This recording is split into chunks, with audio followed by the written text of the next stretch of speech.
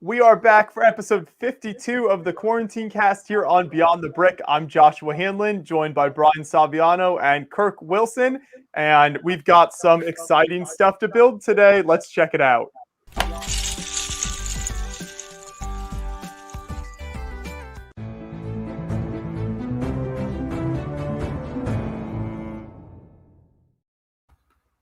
That's right, folks. Castle has finally returned to the Beyond the Brick studio after all these years. It's been too long, so I'm very excited to do this build today. Brian, what do you have for us? I have an onslaught of products that are not releasing, well, some of them releasing June 1st, not all of them, but I have a bunch of things that I'm going to need the help of the chat to decide what to build first. Here's the onslaught here. So we got Lego Vidiyo. That's releasing August 1st in the US, June 1st everywhere else in the world. There's also the DuckTales BrickHeads there. And I have Daisy as well. And I bought Donald because I have all the ducks. Why not have the whole quacking gang? And then I have the other 3 Harry Potter BrickHeads that were out. So I'll need the help of whoever wants to suggest what I should build first. I'm leaning more toward Vidiyo because it's not out yet and more elusive, but sound off in the chat. Let me know. And the space fans could sense my happiness, and Fazoom is already here to ruin it for me. So thank you for that. Yep. That's what Chris does. He shows up. He's like, "This ain't space," and then he goes eat some Waffle House. That's right. It feels good about himself. Yep. Exactly. Kirk, did you have anything today?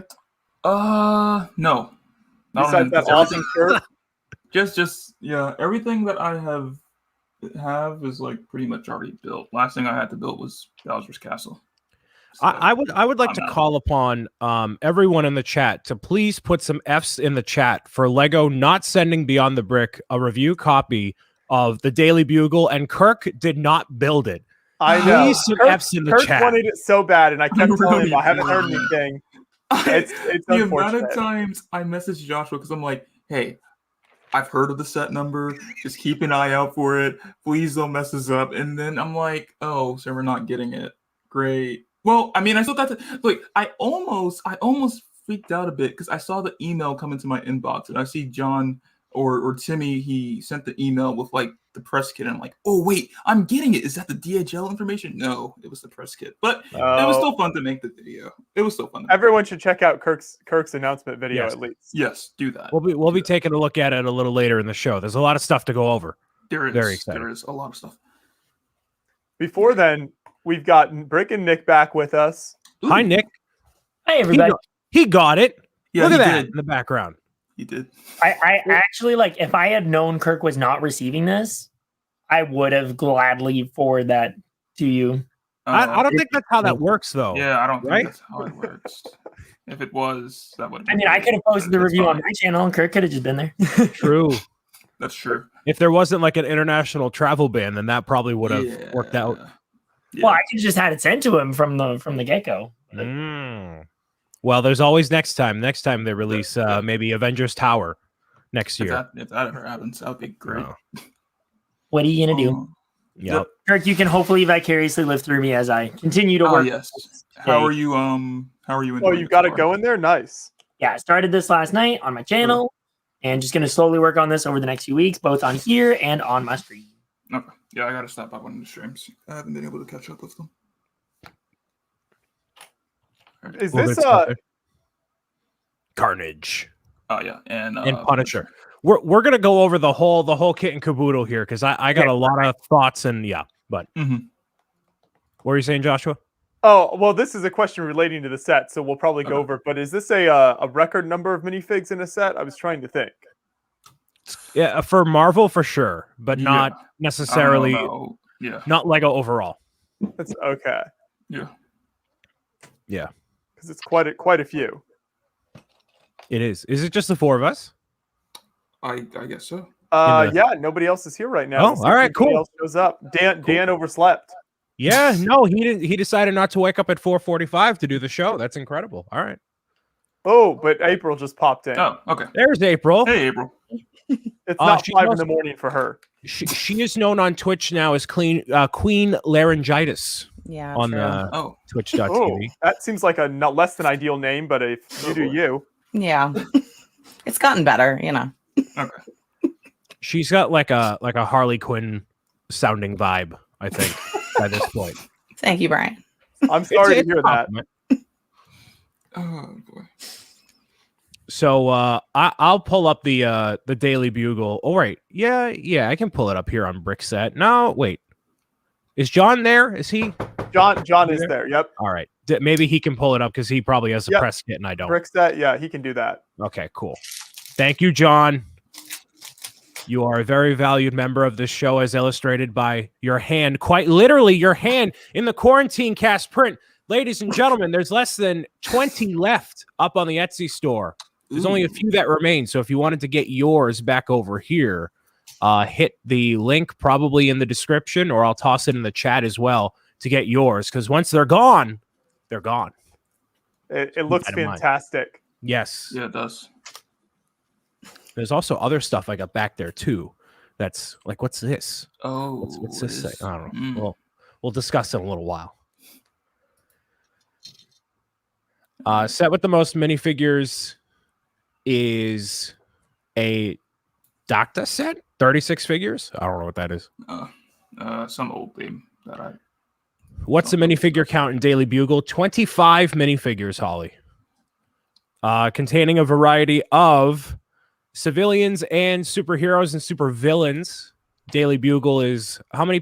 Kirk, how many pieces? Give us the rundown on this. You did the video. 3,772 pieces, 25 minifigures, and it is a little over 3 feet tall. It's a big boy. Whoa. Very big boy. Now, okay, but saying that, a large portion of the very tippity top is just like one of those columns that just shoots up. So it's not necessarily the If whole you were to structure. remove that, if you were just like to stop at like the edge of the roof, it would probably be a little under 3 feet, maybe. Yeah. But yeah. The man bun bothers me in these ads. Yeah, people have been saying Jason Momoa kind of vibe with and a lot of people have actually said that, and I think it's because the model is just ever so slightly more in focus than normal compared to a lot of these lifestyle images that they have. When I saw this, I was like, whoa. Did anyone else have like a good reaction to this other than me and Kirk? Did anyone else care about Marvel? You mean in here or Just in general? I know Jeff. I was okay. Oh yeah. I don't know. I think it's cool. I'll probably pick it up, even though I'm not a huge Marvel fan. Nice. Zoom has cracked the code of the man bun. Is this guy steeping Mongolian chai tea and using his artisan handmade brick separator? Oh my gosh. He's in the midst of writing a screenplay and using his modeling gig for Lego to fund it. So I am overwhelmed, I will say, by the vast selection of minifigures and the building in general with this.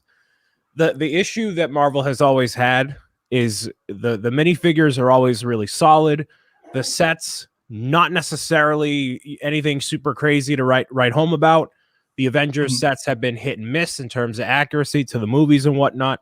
But this location, the Daily Bugle, has been present throughout the vast majority of, obviously comics in the MCU and all that. So this is an iconic location for them to showcase as an actual building, and much better than the 2012 one that we got, which was, a fifth of the size, not even. Well, the only problem that I see if we're going for comic book accuracy, I guess, not that it really matters, and it's just so petty. They've always used the Flatiron building as the Daily Bugle, but it is what it is, so not a big deal. I would bet it was something with either the city of New York, where they're like, nah, you can't use Flatiron because that's a very not necessarily unique exclusively to that, but that building style, maybe something about it. I don't know. But you get all these different minifigures in here, and there's a couple exclusive ones being Daredevil, Punisher, Black Cat, Firestar, Blade, which is a very odd one, That me. came out of left field, but then again, Blade was a guest star on the '90s Spider-Man comic, Yes, he was. Right. or the cartoon show. Yeah, that's where a lot of this seems to be coming from. Except for, like somebody said, there's no Kingpin, but Kingpin has never really been a traditional Spider-Man villain. He's always been more Daredevil, except for the show and the latest, Into the Spider-Verse. But I was thinking that they would, yeah. The only Kingpin thing that I think is in the set is the tile. I think I saw online. There's Yeah. a tile with it, and that's it. Also, Kingpin is a more focal point of the new Spider-Man game, which there is a reference to the Spider-Man games in here with the J. Jonah Jameson podcast sticker, which is really, really cool. I like that they're pulling in from all those directions too.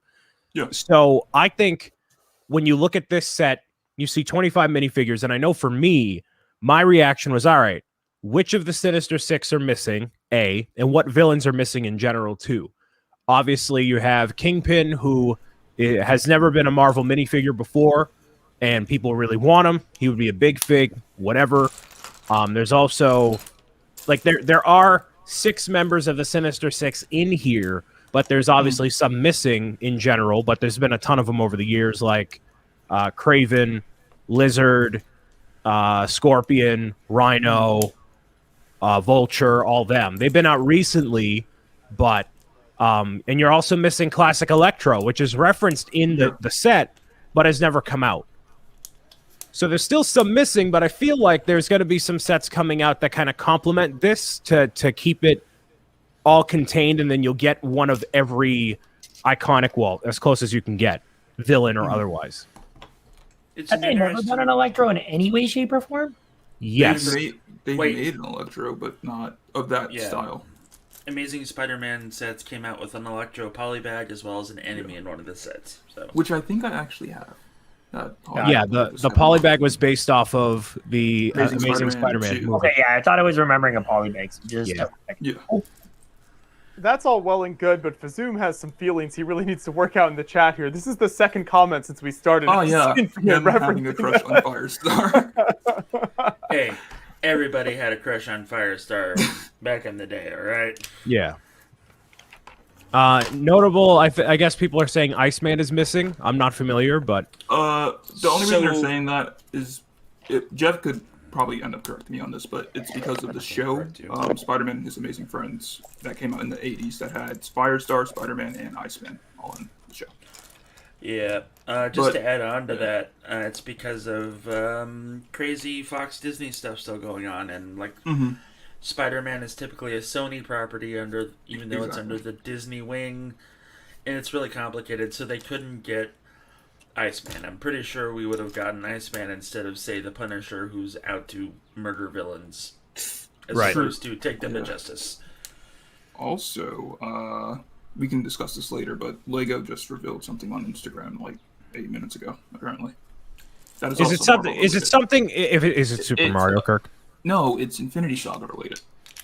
Dang it! Oh, come on, man! Why'd you have to ruin Brian's day like that? I'm sorry. Hey, hey, Lego. Also, where's my news? We're getting down to it. You can't just tell me you got Luigi. Let's go. Oh boy. Stay on topic, Brian. That's the problem. Okay. Jeez. All right. Well, so Dan, hello. Morning.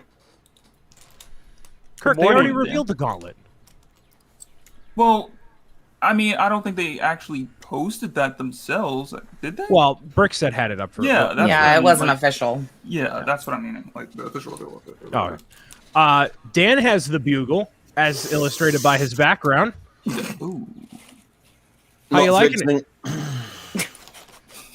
It was good. Morning, everyone. Morning. Just woken up, dragged myself out of bed. It's all good.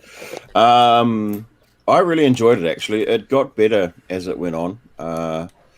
There was, I guess we can, there's no spoilers involved, eh? So I thought that it was open-backed, but it's not. There's actually panels right up the front that you can remove, which I thought was a super clever compromise to having an open back. So it is a complete building. When you build it, you can put it in your city and you can have a skyscraper. It's really cool. I actually really enjoyed it. It's not too taxing on the brain to build. It's pretty straightforward, but it's still very, very enjoyable. Ashitaka, how many stickers does it have, Dan? It's got 2 sticker sheets. I think Brick and Nick just showed one up before. 33 stickers. Yeah, there's a small sheet of clear and a medium large sheet of like white back stickers. But to be fair, most of the stickers are the big ones that go on these panels at the front, and there's some panels on the back. And then there's just a handful of smaller ones. But all the newspapers are printed. Yes, that's the best part. You get this, you get this whole little baggie of newspapers. It's really cool. And in the back of the book, they're actually listed as one part number. So if you see them on Bricks and Pieces or something like that, I think you'll get all of them. But I was thinking about this after I mentioned it to Nick yesterday, because they're licensed and it's obvious what license they come from. They might not sell them on Bricks and Pieces, because as far as I'm aware, they don't sell licensed stuff on Bricks and Pieces. I could be wrong. Yeah. Well, there are like some torsos and stuff on there. Like, yeah, but that have come from licensed sets, but they're not obvious as to where they've come from. Like you'll never see a Star Wars like a Stormtrooper torso or a Stormtrooper helmet because they're too obvious. So and because some of the I don't have it back, because some of those have like recognizable heads or stuff on them, they might not. I don't know. Anyway, if they do come up, that'd be pretty cool, because they're actually pretty cool little print newspapers. Actually, quite different. You know what just came up, Dan? What's up, mate? A 1999 super chat from the one and only Esh Daddy from LME Toys, as he's building your mind one brick at a time. Thank you very much, Esh Daddy, for your continued support on the Quarantine Cast. Happy Tuesday to you, sir. Thank you very much. Apparently, Mark Stafford did a Reddit AMA about this set. That's cool. Okay. Wait, he went on the Lego subreddit? What a warrior. Oh, my goodness. Oh, those people are ruthless. You mean that healthy, very constructive place on the internet? Oh my goodness! There's only one of those coffee cups, one of those takeaway style coffee cups. So it would have been great if there was 10 in there or something. You know. So of the you could buy Oscar the Grouch's head on Bricks and Pieces. Yeah, I saw that actually from a couple different haul videos. Yeah, that's interesting, given that that's obvious that it was licensed. So of all the minifigures in there, I know I'll say I am shocked the Punisher is in there, for one. I'm very happy that Daredevil made it in, finally. I think when we got the Black Panther like cowl, like the tips on there, the first reaction everyone had was Daredevil, obviously for Marvel.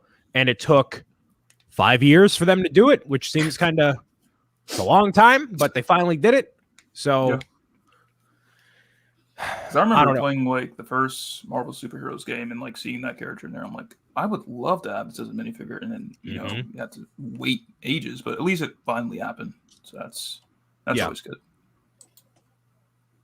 Sticker sheet on a Speed Champion set, nice. Or no, not nice. Guy Martin wants to know, can you build it without the Green Goblin coming through the front window? Yeah. I had a look at it. I haven't done it yet, but I had a count up of the parts, and there's definitely enough parts to replace it as, you know, to normal. And in fact, if you do so, you'll get a bunch of small pieces left over. There's some like 1x3 plates and a couple of slopes and reverse slopes that are used to angle the windows on. So you'd have them left over. But see that where the hinging pieces are? All of that. But there's enough glass window pieces to make it. Can be done. I love that so much. The motion. That's something that's always missing from a lot of Lego sets, is a little more life to them. And that very clearly is out of a comic book cover. It's perfect. So this releases on May 26th. I believe that is for VIP next Wednesday, June 1st. Okay, so here's the deal. I don't want to insinuate the buying habits of people and antagonize people to spend money that they might not be prepared to drop $300 on this thing, but I'll say that with a set that you know of, it came out beginning of the year, was a end-all be-all set that was over $300, and it hasn't been in stock since January 1st, 2021 because of how cool it is. That is Ninjago City Gardens, okay? Mm-hmm. That you still can't get on the web store. Is that right, April? Yeah, it's still out of stock temporarily. Temporarily for 6 months. Gotcha. Yeah. Cool. So that's the Ninjago. And now I'm not putting down Ninjago in terms of popularity and whatnot. It's a lot more Marvel fans than there are Ninjago fans. I'll tell you that. Oh, 100%. And the fact that this comes with Punisher, Daredevil, Black Cat, Blade, like so many here. I've seen even just from like Nick tweeting out about the set, all the non-Lego people that are like, I have to have this. Like there's a lot of like, desire for it. I will be getting this day one at my local Lego store to build it over the course of this show or whatever streams are like, my own or otherwise, because I want it.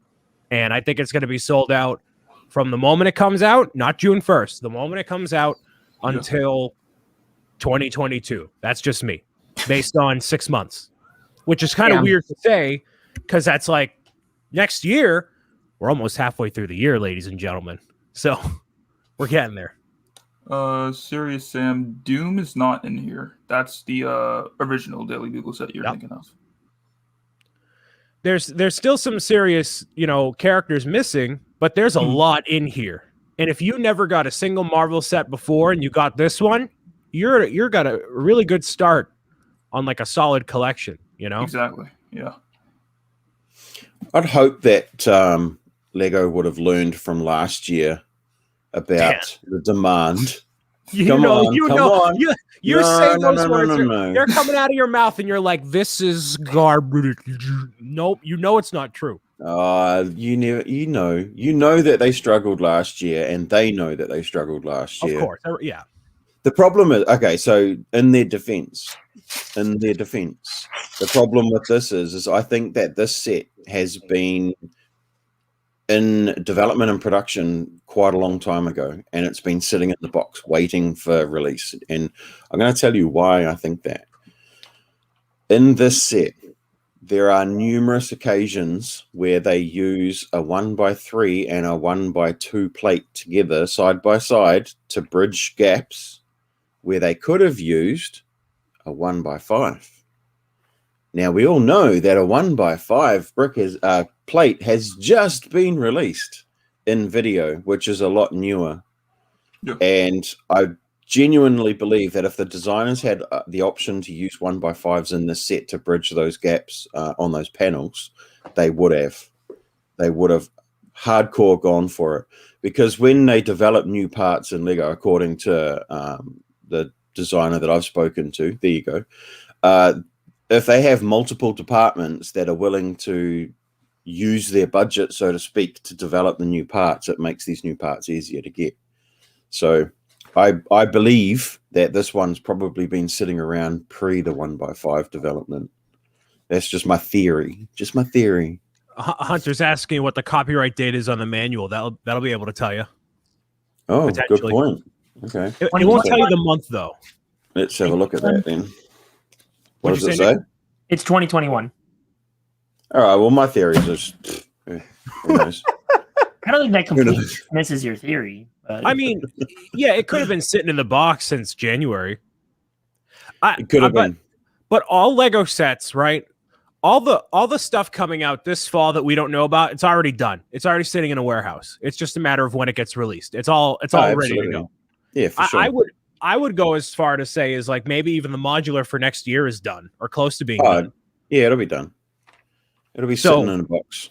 Yeah, it's literally sitting in a warehouse right now. That all these toy companies work, 6 months in advance. So by the time even like people like us see it in like a press release or something, we're like the last people to see it in the whole chain of command before the general public. So I think it's a well-known fact that their lead time is 2 years. Right. Yeah. So they're working on stuff now that we will see in 2 years' time. That's why they're so secretive. That's why they have, if you ever watch the documentaries, they have shutters on the outside of the building. If someone walks outside the building, the shutters close automatically on the design house. And that's mostly why they work so secretively, because it is so far in advance. It takes that long. Right.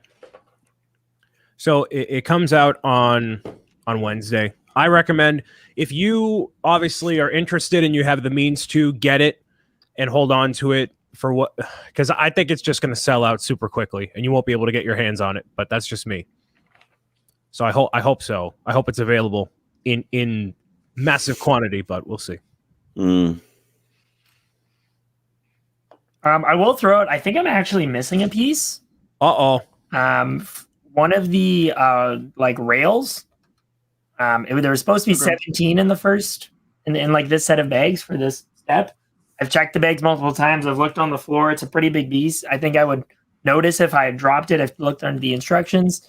No sign of it. So I've stolen it from a later bag, and I'm hoping it'll rectify itself as I go through. But yeah, I think I'm weirdly missing one of these guys. Okay. No. Were you missing anything, Dan? No. Okay. No. Just me. All right, chat. Which one am I building?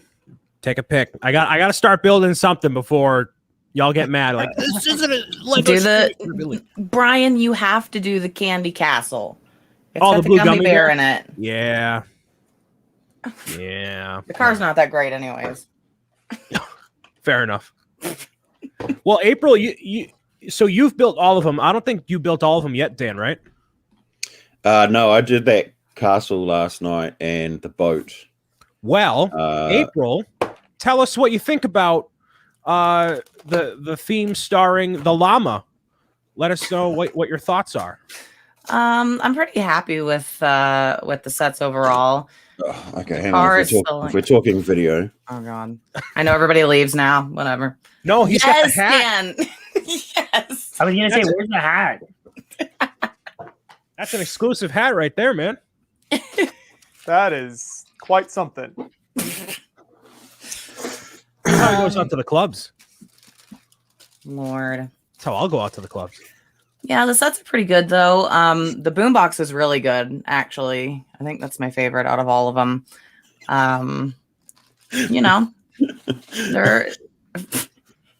The candy castle isn't really a castle, which is a little confusing to me. But the sets are good. The figures are outstanding, and there's some cool parts in all of them. Oh, before I start on this, I should be a good influencer and show off what I already built before the stream because I was so excited to get this and to show it off.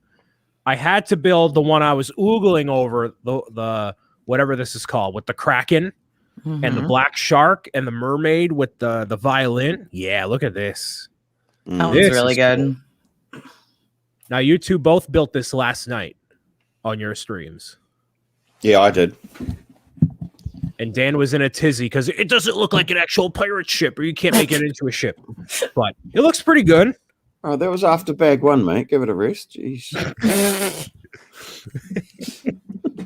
But yeah, I really like this. I made the same exact error. Anyone who ends up getting these sets, be careful. Right here, I had everything set back one stud, so it was all off. So you have to make sure you're careful when adjusting everything there. Yeah. But otherwise, pain in the backside to fix it after. Yeah. But this is awesome. So this is a $50 set, which I think if I had one more minifigure, like I said with my initial thoughts on the whole wave, it would be a bit more justified. But I love that Kraken minifigure, the black shark. All these figures are great. So I recommend at the very least this one for the sake of what it is.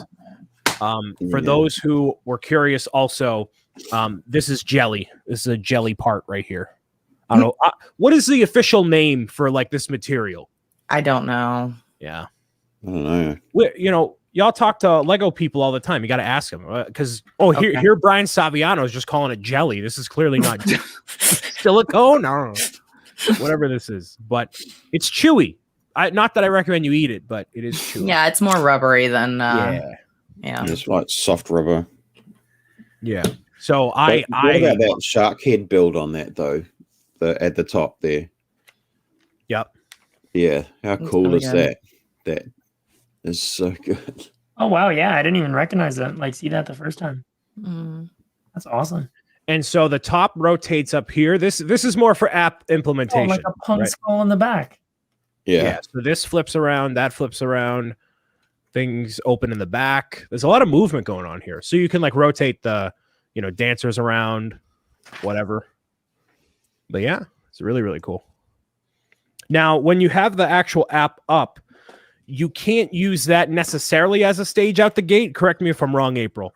But they all come with this. I'm going to use the beatbox as an example, but they all include this device, this thing to use with it. Now, this does not go anywhere near with the actual sets. It's just there for the app implementation. Yeah, that's accurate. So, yeah, if you're like April, who was mad about it not fitting in with the set, you would be justified, I guess, in feeling that way. Well, I mean, it's just that you get one with every set and you get one in every beatbox. And if there's not like a specific place to put it, then you just have them lying around everywhere. It doesn't make any sense, but you have to have that piece to play in the first place. Right, exactly. Milan, inside the treasure chest are 2 1x1 pearl gold studs and 2 yellow gems. Nothing crazy. And I'll show off the other 2 or the other one that I have built for these boxes. So yeah, I built these on a whim because obviously they take 2 seconds. But the dragon is right there.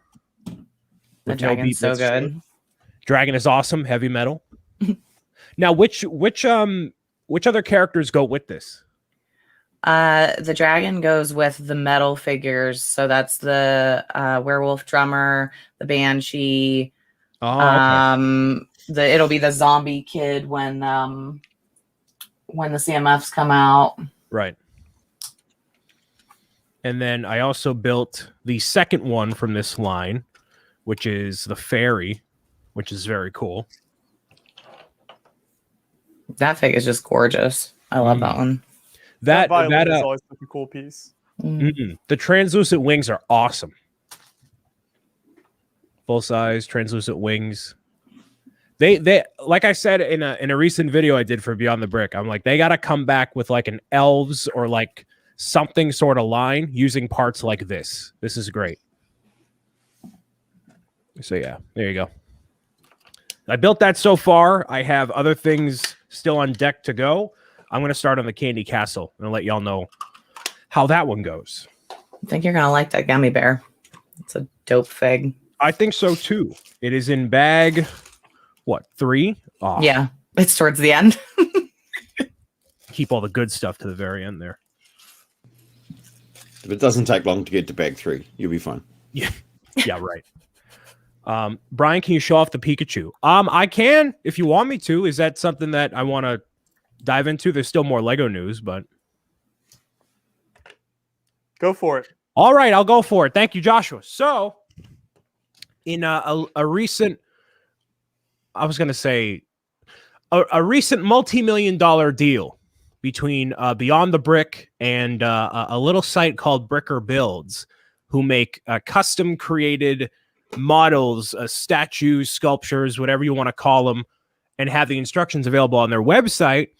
I got in contact, hooked all the things up, and they had the Pikachu already released, which you can see right over here. And they're also releasing Eevee very soon. So I'm going to be doing 2 videos for Beyond the Brick, showcasing the 2 of those more in depth. But for right now, I built both of them. So I'll show you Pikachu and what that looks like. This over here is a life-size, obviously Pikachu's not real, but if it were real, that would be the size of it, scale model of Pikachu.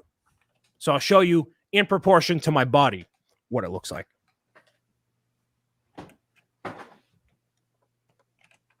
This is a big boy. Whoa. It is huge. Jeez. Over a foot tall. This is my child. How heavy is that? I wouldn't trust it with one hand. You know, what kind of one of those? I don't know. I don't actually know how big, but yeah. So yeah, spoiler alert for like the review and whatnot. Use code or use the code Beyond the Brick at checkout for 10% off. So if you're interested, before you see my videos, go at it. But it's really big. It's massive. Massive, massive Pikachu. And you may think, oh, this is really simple because it's all one color. There's a lot of internal structure to it. There's a lot of focus required. And this is how master models are built in like the model shop and whatnot, Enfield, Connecticut, and for Lego Discovery Centers and whatnot. This is how they build their models from the bottom up. So it's very interesting how it's built. So yeah, there you go. Little sneak peek for you.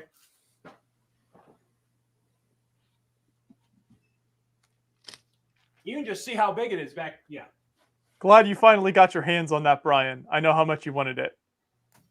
Yes, sir.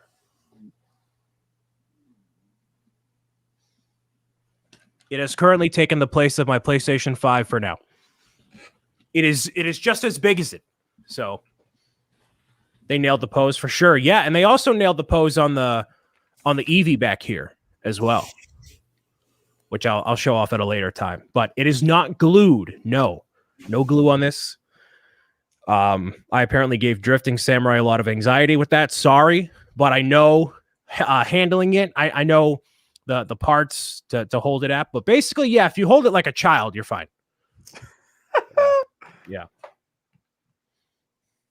Lego Productions, thank you for the little itty bitty poopy. Appreciate it. 99 super chat. I was wondering how you all work out minifigure scale. What? Oh, you know, that would actually be helpful is if I showed you a minifigure in comparison to the whole thing, because why not?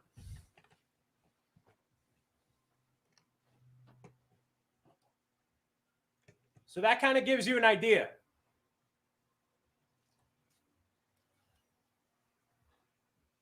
Wow. It is not small. Nope.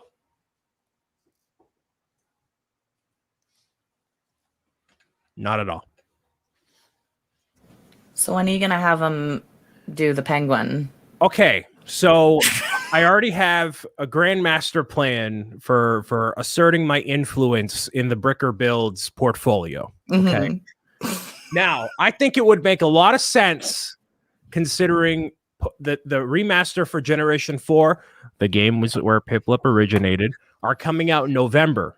Now, I'm not a marketer, but it would be really smart to coincide products with new releases. And if the Pokemon sell well, what's the most notable Pokemon of the starters from Generation 4? The one that's featured in the anime, the cutest one. So that's just my my idea, but yeah. No glue must be very strong builds. It is a very strong build. Once you're building it up, like it's very structurally sound. It's not just like a cobbled together thing. You'll appreciate it if you ended up building one for yourself. There's a lot of work that went into it.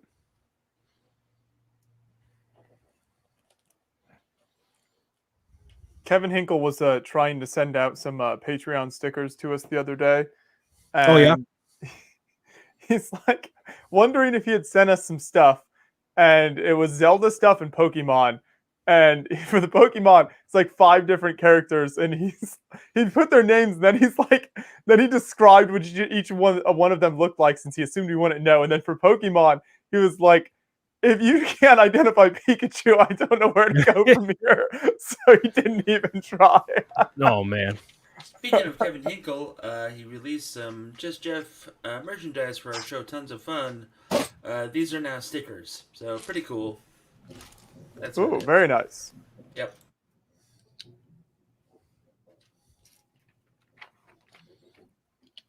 The monkey and Turtwig would not be the popular ones from Generation 4. No, it's the one featured in the anime. It's Piplup and I will continue to drive that narrative until Piplup is made. Okay, that's how that goes. So other than the Daily Bugle, if we want to go over some more happenings in the Lego realm, there were some Marvel Infinity Saga sets that were revealed, as Kirk kind of pointed out a little bit earlier via Instagram. The Infinity Gauntlet was announced on Instagram officially, even though Brickset already had the article up and the review in depth with all the things, but I don't know how that all works, but that is a very exciting thing. Very up close. Yeah, it is. That makes it seem a lot more like that makes it seem like a full-size gauntlet. It is not, but yeah. Go ahead, Kirk. You're the one who's enthusiastic about Marvel. Oh wait. I did. You didn't say anything. Okay. You got to pick. Kirk, I'm handing you the layup here. You got to be like, this is where I can talk. Talking about it. You're like, okay. Yeah, because no one else is saying anything. Trying to. Yeah, Brian. Because when you start talking, we know not to talk. Otherwise, we get angry Discord messages about talking over you. Okay, Jeff. But. Go ahead, Kirk. Hey, if you're not on Discord, Brian can't send you angry messages, Jeff. Just saying. It works for me. Oh boy, no, it's a pretty cool gauntlet. It seems to be the scale of the like the bust and like other same type sets that we've been getting. It would have been interesting if it was a bit larger, but I'm sure that probably would have been much more expensive and everything to get that done. But anyhow, I do like the idea, the concept of it. And the fact that the fingers are posable, you can even do the pose of like the finger snapping. That's pretty cool. A lot of what is that? It's not pearl gold. It's like the chrome sort of gold, right?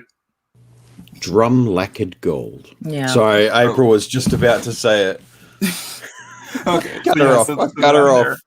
Way to steal her thunder. Yeah. Sorry. So there is a lot of that there. But overall, the shaping and everything looks nice. But yeah. It might be something that I would get to put on my shelf. I haven't gotten any of the like the bust or anything like that yet. What are your some large pieces in there too that have been drum lacquered? So I think there's going to be a lot of spin-offs of some gold stuff that is going to utilize some of this. But between that, the Iron Man and the Monkey King Warrior mech, there's a lot of drum lacquered gold pieces out there. Yep. So I think we're going to start seeing some cool stuff. I wouldn't be surprised if someone ends up taking that gauntlet or at least getting like multiples of them to try and make it a bit bigger, more detailed. I wouldn't be surprised if that happens. That'd be cool. I forget what the discrepancy piece-wise is, but I know that the Infinity Gauntlet does have more pearl gold than the Monkey King Warrior mech. Yeah. And at a cheaper cost. Actually, that's a great picture. Let's have a look at some parts here. So those big wedge slopes down near the wrist. I think there's a smaller version of those that have been used in the Iron Man head. Yeah. Those are dark tan, right? Yeah, there is some dark tan there. No, those on top, that's gold. Well, the fingers are gold for sure. Yeah, but like under. Okay, yeah, they have the same one. Weird that they didn't just go all gold. Yeah, because the one on the side looks dark tan. So strange. Under the thumb, but the ones on top are definitely gold. Yeah. Oh man, that's weird. It is strange. What was the point? What else we got in there? I think most of those other parts have been done. Have those large macaroni tiles been done in that gold before? Does anyone recall? I don't know. Silver. I don't think so. Yeah, they've done it in drum lacquered silver, but I don't think there's been gold. Okay, that's cool because they'll be useful. So, for people that build mocks and whatnot, all of the drum lacquered gold parts are typically seen as more sought after and more expensive than normal pieces, right? I would say rarity, like anything else, probably. It depends on the builder. Like if you're going to build a casino or something along those lines, or a castle, then it comes into play. But if you're a space builder or a mocker or whatever, gold hardly ever comes up, if ever. So it's cool that all these pieces are here for whatever their price is, but it's an Infinity Gauntlet. The reason I ask that is because the price on this is $70 and it has like 590 something pieces. So that's not an incredibly massive price discrepancy for the parts and the different amount of work that would go into making these drum lacquered gold parts. So does that mean they're actually more expensive to produce, or is that just Lego allocating the price across different sets in the Marvel line, or like does this kind of dispel that the gold inherently costs more to produce?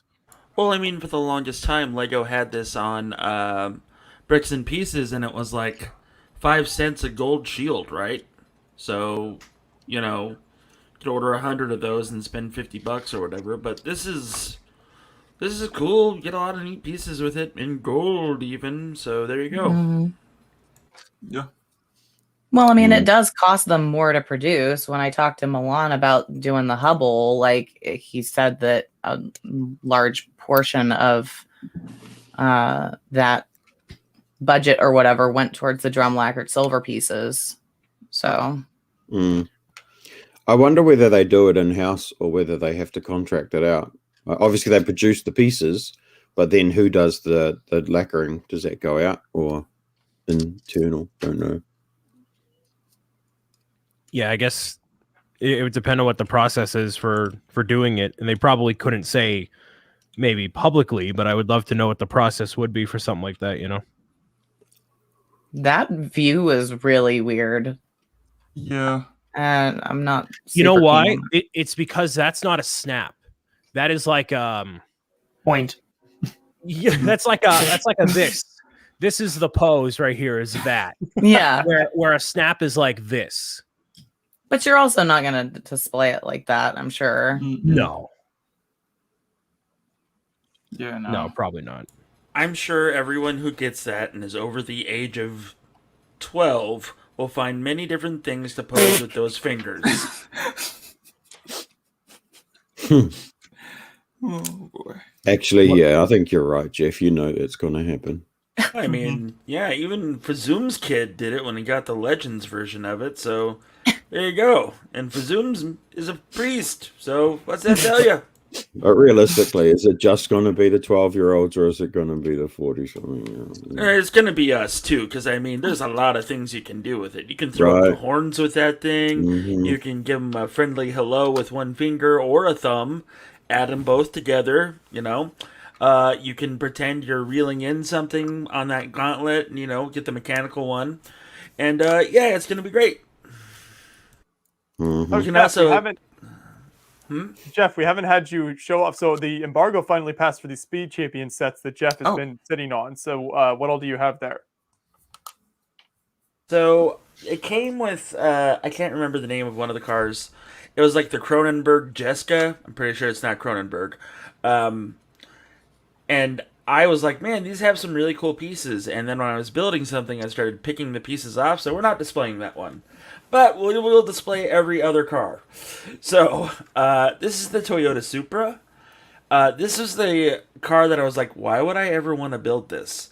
And then when I sat down to build it, I went, oh, that's why I want to build it. But it's awesome.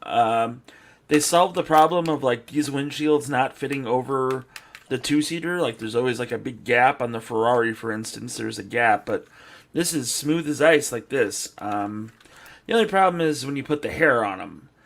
They avoided giving all of the males pointy hair like they did, in the other ones, but a little bit of an issue with hair, but that's okay. This is my favorite one of the bunch. This is the McLaren Elva. I'm a huge McLaren fan because vroom vroom cars, and this thing is awesome. These seats are printed, for example, and not stickers. This also might have been my favorite because there wasn't a lot of stickers. So there's that. But it's a really cool car. It gives justice to it. And yes, we already got it in a poly bag. Why would we ever want it in a Speed Champions car? Reasons. That's why. We also have the Dodge Challenger, which had a roof and stuff, but I was fiddling around with it, and I was like, man, I can make this into a convertible. So I did. And the driver minifigure is actually pretty cool. He's in a lot more laid-back kind of way. And April, you'll love him because he's got a bee on his jacket there. Oh my gosh, that's amazing. Yep. New sig fig incoming, I think.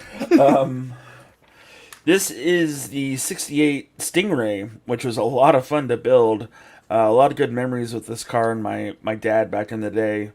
And it was really cool to see this in Lego form. It's a little blocky, but I mean, it's Lego. So that's about it. And all of the drivers come with distinct uniforms representing who they're driving for. In this case, it's just some lady in a leather jacket with the Corvette symbol on her shirt, which is cool because the Porsche ones came like that with that too. When you got that's one of the things that I did want to ask about is there's no Porsche love. Yeah. Jeff, sir. The rims on that Stingray were they like printed small dishes or something? Yes, they are. Nice. Yeah. Also, another thing, they changed the tires on these. Printed to look like spokes. Yeah, they're pretty cool. The other thing is that these tires are molds. There's no more rubber being used on these. So, what do you mean? These are molded. These are plastic. There's no rubber. Yeah. So we'll take the Speed Champions car from there, and then compare the two. So yeah, it's hard plastic on the actual wheel? Yes. That's weird. Why would they do that? I don't know. Yeah, that's really weird because the friction's totally different. Yeah.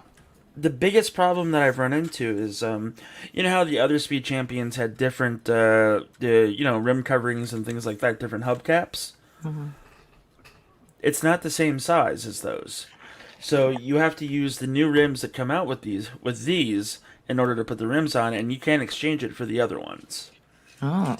So it's kind of a bummer, in all honesty,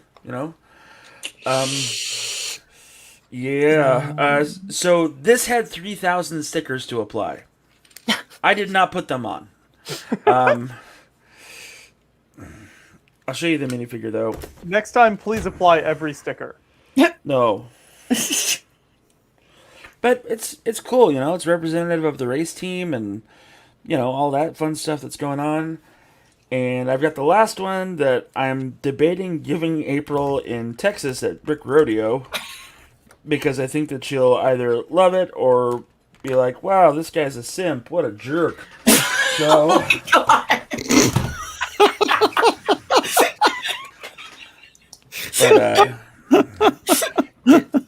It's the Bumblebee Dragster. That's so cool. That is a cool car. That is sick. I even put on all the stickers. I like that. Yeah, it's really cool. And the best part is, it's a lady driver. Oh, nice. Yeah, they did a lot of. There's a lot of women, professional racers, and it was nice to see Lego focus on that as opposed to Chad from My Dad Owns a Car Dealership. I'm gonna race now. You know. So, but it's got some cool graphics on there. These stickers were a pain in the Saviano to do. So. But it was a really fun build. It was great. Oh, you've killed Dan. Dan cannot handle it anymore. Brian is really I know that's gonna stick. That's gonna stick. Oh, I'm gonna use that one, Jeff. That was brilliant. So this is the single wide from. This is the '68 Mustang. Once again, I don't like stickers, so I didn't put it on there. The scale is entirely off, of course, because one's double wide, one's not, yada shmada. I put this up against a building to see how it would fare, and I've got an example of that over here, if you give me 1 second. I've got the Beach Hut 3-in-1, because I didn't want to move any of the, I didn't want to move a modular down from my shelf, because that's gonna be fun when that happens. Jeff, if you don't start applying the stickers, I'm redirecting all of Brian's minion sets to you from now on. Yeah, okay. Oh That's no. Cool. The Oak president will appreciate that once the embargo's over because he's building minions. And so this is the scale with the Supra. Like, you can just tell it's kind of off. You know what I mean? Like, if you were to build in minifigure, style or whatever, it's just sort of off. Like, the single wide fits better with a building like this. But don't get me wrong, the bigger car means the bigger details, and that's great.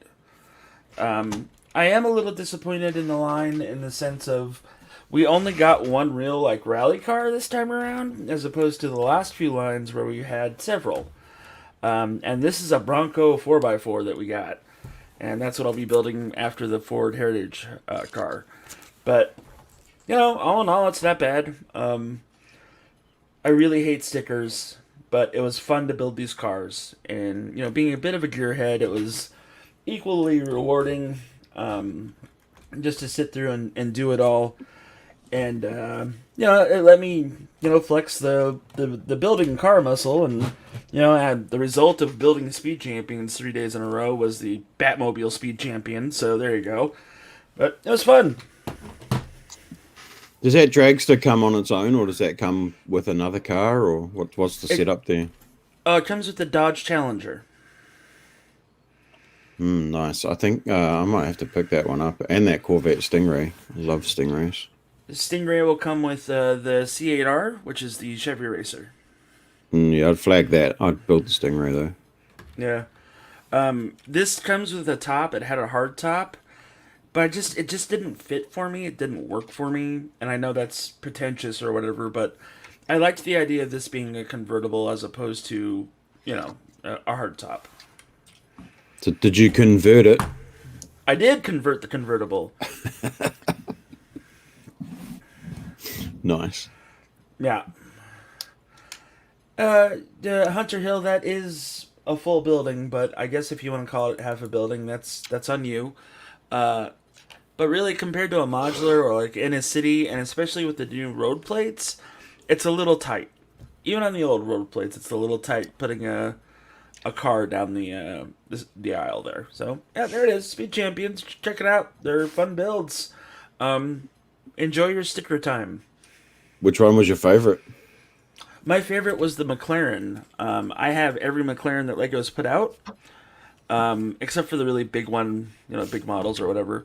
But the McLaren, the Elva is just great. It's a nice... 1 second. I'm not a car guy, but that's really cool. I really like that model. That's neat. It's a nice mix between hypercar, race car, and fancy convertible that you drive. And that's one of the things that McLaren's always been kind of bad at, because they make race hypercars. But this is a nice little mix. So that was cool. It was really fun to build. Somebody asked me, because I showed these at the LUG meeting on Saturday. Somebody asked me, why doesn't it have a windshield? And then I brought up the picture of the car, and I was like, that's why. Because it's literally an open top, conversion between, streetcar and hypercar. Yeah. So it's cool, man. Does seem odd not to have a windshield, though. You're going to get bugs in your face if you're driving that down the street at night time. No, mate, that's why I wear a helmet. Yeah, you're picking them out of your teeth and everything. But this is the Heritage build so far. So Ford. Haha. And it looks great. It's a super fun build. There's stickers, of course, but the stickers are worth putting on. We got a lot of new cool pieces in all of these. I wish I could highlight them all, but I can't. So, yeah, there's that. And most of the cars now have a stick shift or something in the center console, on the Elva here. That looks like that is a MP3 player. It's got play, fast forward, stop, and all that. So that's pretty cool. There's one other thing that bothered me, and then I'll be done, I promise. The Speed Champions didn't come with any printed tiles like they did before, right? Like you'd always get like the speedometer and the RPM and stuff, and that didn't happen. So luckily, I had 10,000 of them, so I just threw them in where I could on these cars. So pretty cool. Like that car looks sick, and that convertible conversion is awesome. The Challenger, thank you, Dan. Yeah, I love the shape. It's really well done. It's perfect. It's really I can't argue with you at all. That's 100%. So yeah, that's what I've been up to. Fun builds all around. Glad you enjoyed them. Yes, Joshua, thank you. I forgot to say that. I'm so sorry, man, but thank you very much for giving me the opportunity to build these and review them for y'all. No problem. I really wanted to get them myself just so I could sit here and know nothing about any of the builds, but I thought you would like them better. So Josh Build Stuff asks when they're available in the US. Do you know when they are available US and rest of the world? Are they June 1st release or? All I was told was the embargo by Joshua. He didn't say when they'd be released because I'm not a real employee. So I just got told what I needed to know, and that was Probably because I don't know either. I think that those were June 1st for everywhere except for the US. I think that was another August 1st US release. August 1st is a big day, man. Big day. Yep. Okay, what else could be coming up on August 1st, Brian? Luigi, man. Yeah. Ooh. And literally everything else in the US. There'll be plenty of Luigi's in stock. No need to rush out and camp for that one. Oh, I know that because I'm going to be getting all of them for all the local Lego stores. Don't you worry. So Brian be trying to artificially pad the sales numbers on his own. I mean, absolutely. June 1st, allegedly. Oh, okay. Looks like Joshua was... Well, no. Who was wrong? April was wrong. Oh, yeah, that was me. Classic Wow. April. Called out. Yeah, that was rough. Like the one time, the rest of the time you're like, oh, we like having you around because you actually know stuff. And then the one time I'm wrong, I get called out so hard. We hold you to a very high standard. Hashtag canceled. But, okay, there was a lot of talk from, like, a couple people in the Lego realm of, like, all right, every year, everywhere except the U.S. gets it. Or rather, the U.S. gets everything first, and then the rest of the world second, and now it's flipped for this year. But why can't things just release at one time? Why does it need to be a sooner rather than later for either market? So, Brian, you always pride yourself on knowing the market, as it were, which is, you do. But shipping and manifests and logistics sure say that's otherwise, especially when those things literally come over on a boat for us as opposed to the rest of the world where it's get in the truck and drive 700 miles. Wait, can I blame the Suez Canal? Oh, jeez. It's their fault. It's that giant ship that was wedged for 3 weeks. Nice. All right, we can just blame the boat. If that works. No one? All right, I guess we're not blaming the boat. I don't think so. Okay. Well, given that we're about as far away from everything as possible, and I think it's all coming out here on June 1st. So, we can blame the boat. Well, also, you guys are directly south of one of their major manufacturing plants in Euro-Asia. So, But that doesn't matter because all of the parts that are manufactured go to Kladno to be assembled into sets. All the sets come out of Kladno. Well, okay. Wait, Dan, are you saying that none of us know what we're actually talking about and just insinuating things based off of what we think we know? Yes. Maybe. What? Dan's cracked the code. Dang it.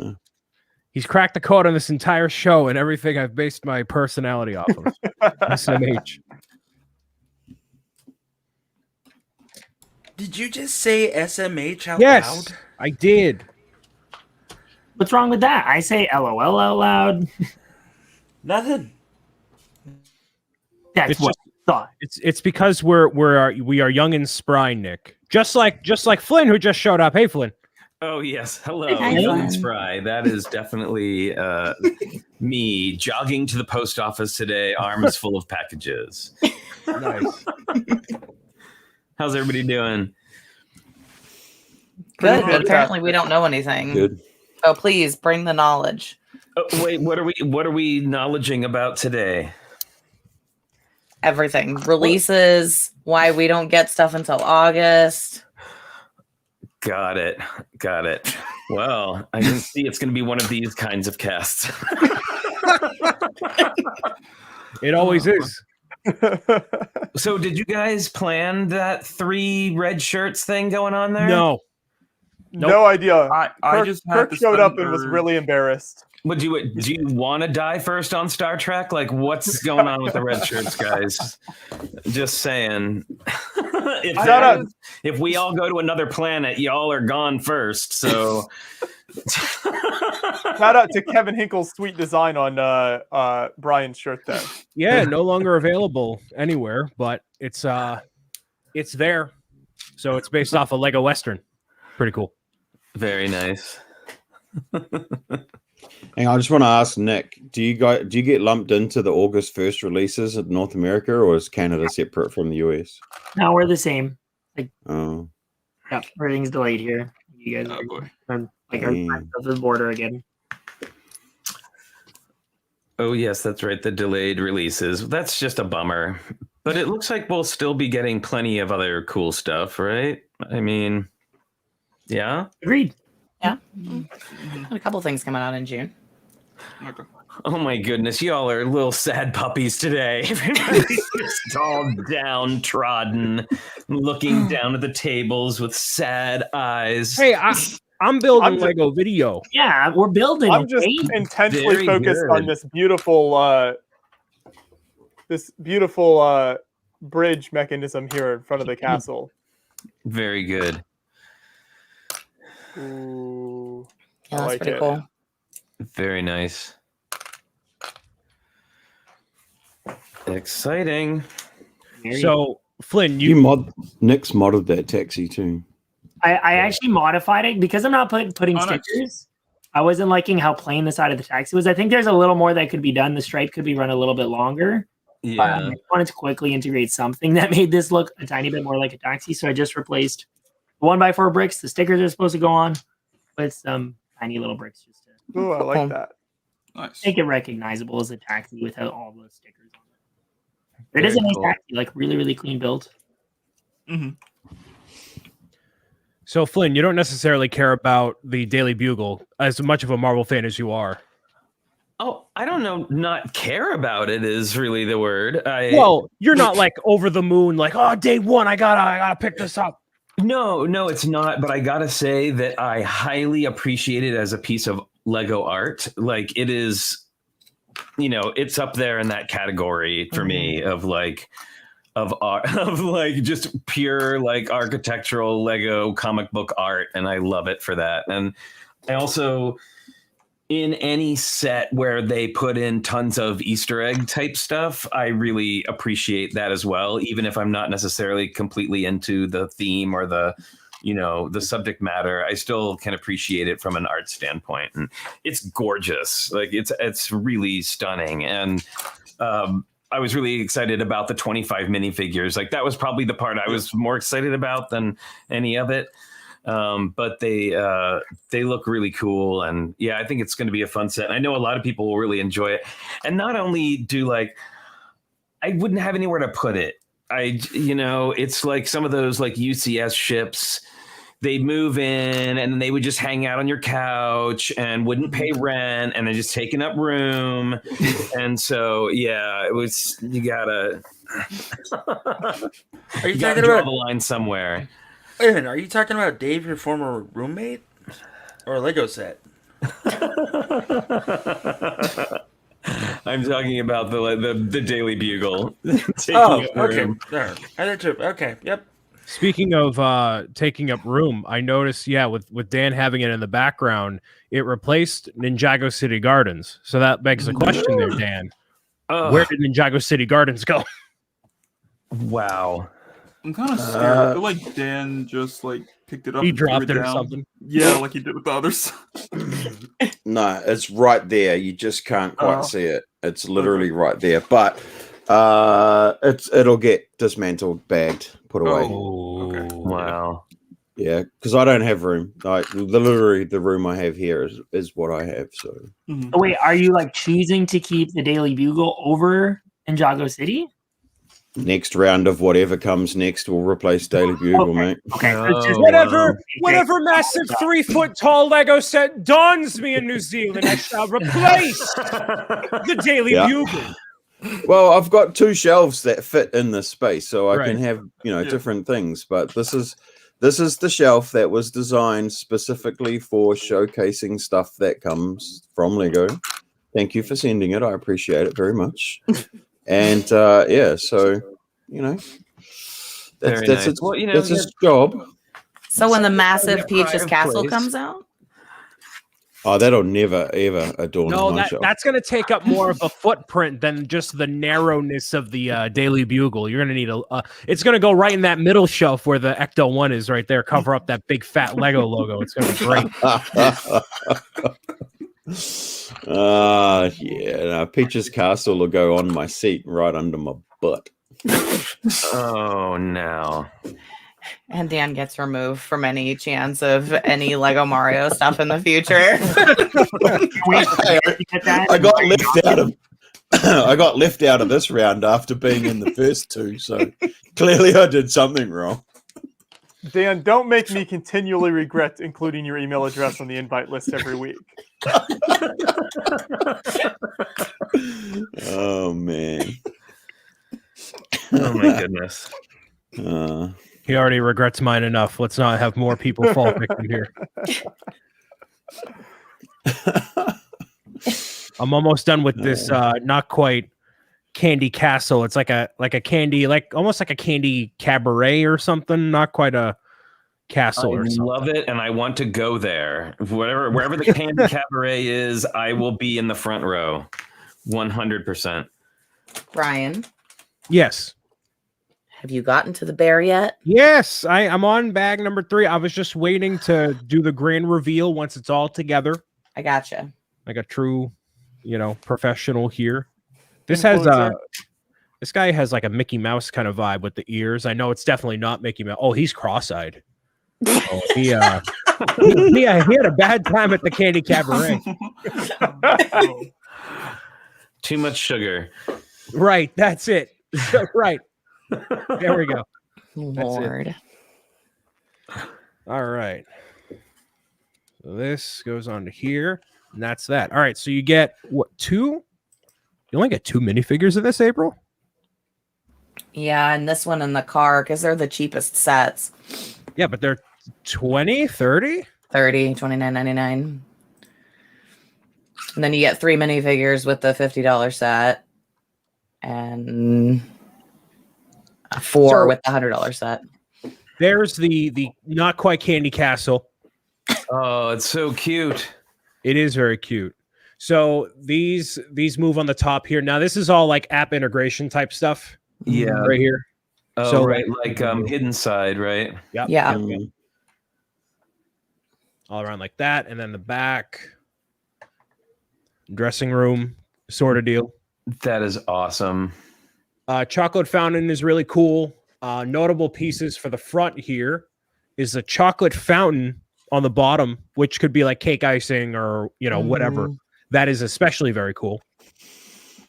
But overall, yeah, the icing those were in a friend's set. The drippy icing pieces, the cake or the bake off or whatever it was. Yep.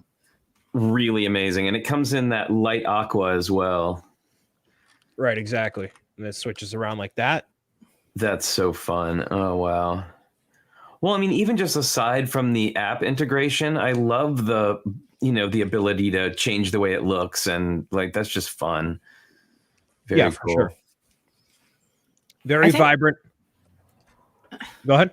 Oh, I was going to say, I think the only major issue that I have with this and the car is that if you're going to have the bands, quote unquote, that have so many characters, you should have made spots for all of the characters in that band. and there's only enough for like there's enough room to add a drummer and like the lead singer on the fountain. That's it. So this was an interesting theory. So, and I've also realized this as I've watched April's streams, twitch.tv/AprilB, of course.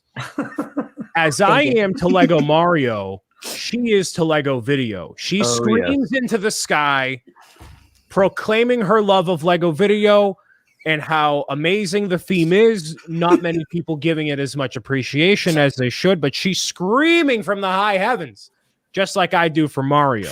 Yeah. So she has had her own string theories, just like I have about Mario. She must be taking some lessons about the remaining Lego Vidiyo bands and figures. Can you tell the people about that? Oh Lord, you really want me to go down the rabbit hole? Mm-hmm. Okay. So Lego released on VIP some posters, which apparently you only had access to seeing if you had redeemed a digital code, which was free, but you still had to request the code and then put it in. And then you had access to, 6 art prints that had the bands on it that were all stylized, and they had different figures on them. But I'm pretty sure that they are hints at what figures we're getting, because I ordered the Punk Pirate one, and it had the original shark, the Punk Pirate, and the new pirate violinist girl that's in the ship that Brian showed. The hip hop one had the gold hair figure that you get in the car.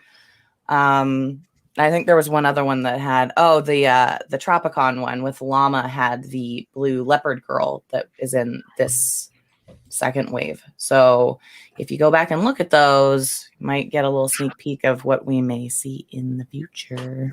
Oh my. Yep. What about the little the little hint towards fairies and pixies? Do you think that might be a new theme to replace elves? It would be cool, definitely. I mean, I pulled the this older butterfly wing piece as well that was on the Build-A-Fig not that long ago, at least for us. But there's definitely some cool pieces that could be used for that. The wing selection alone in this selection is those clear angel wings, the different colored fairy wings, and the dragon wings are all just like really fantastic pieces. I'm opening the K-pop stage exclusively so I can make Flynn more jealous by showing off the wings. Well, we also have the sort of bug outfit characters too. The ladybug was in a recent CMF. We've got the bee girl. Like those could all go together with the fairies and stuff.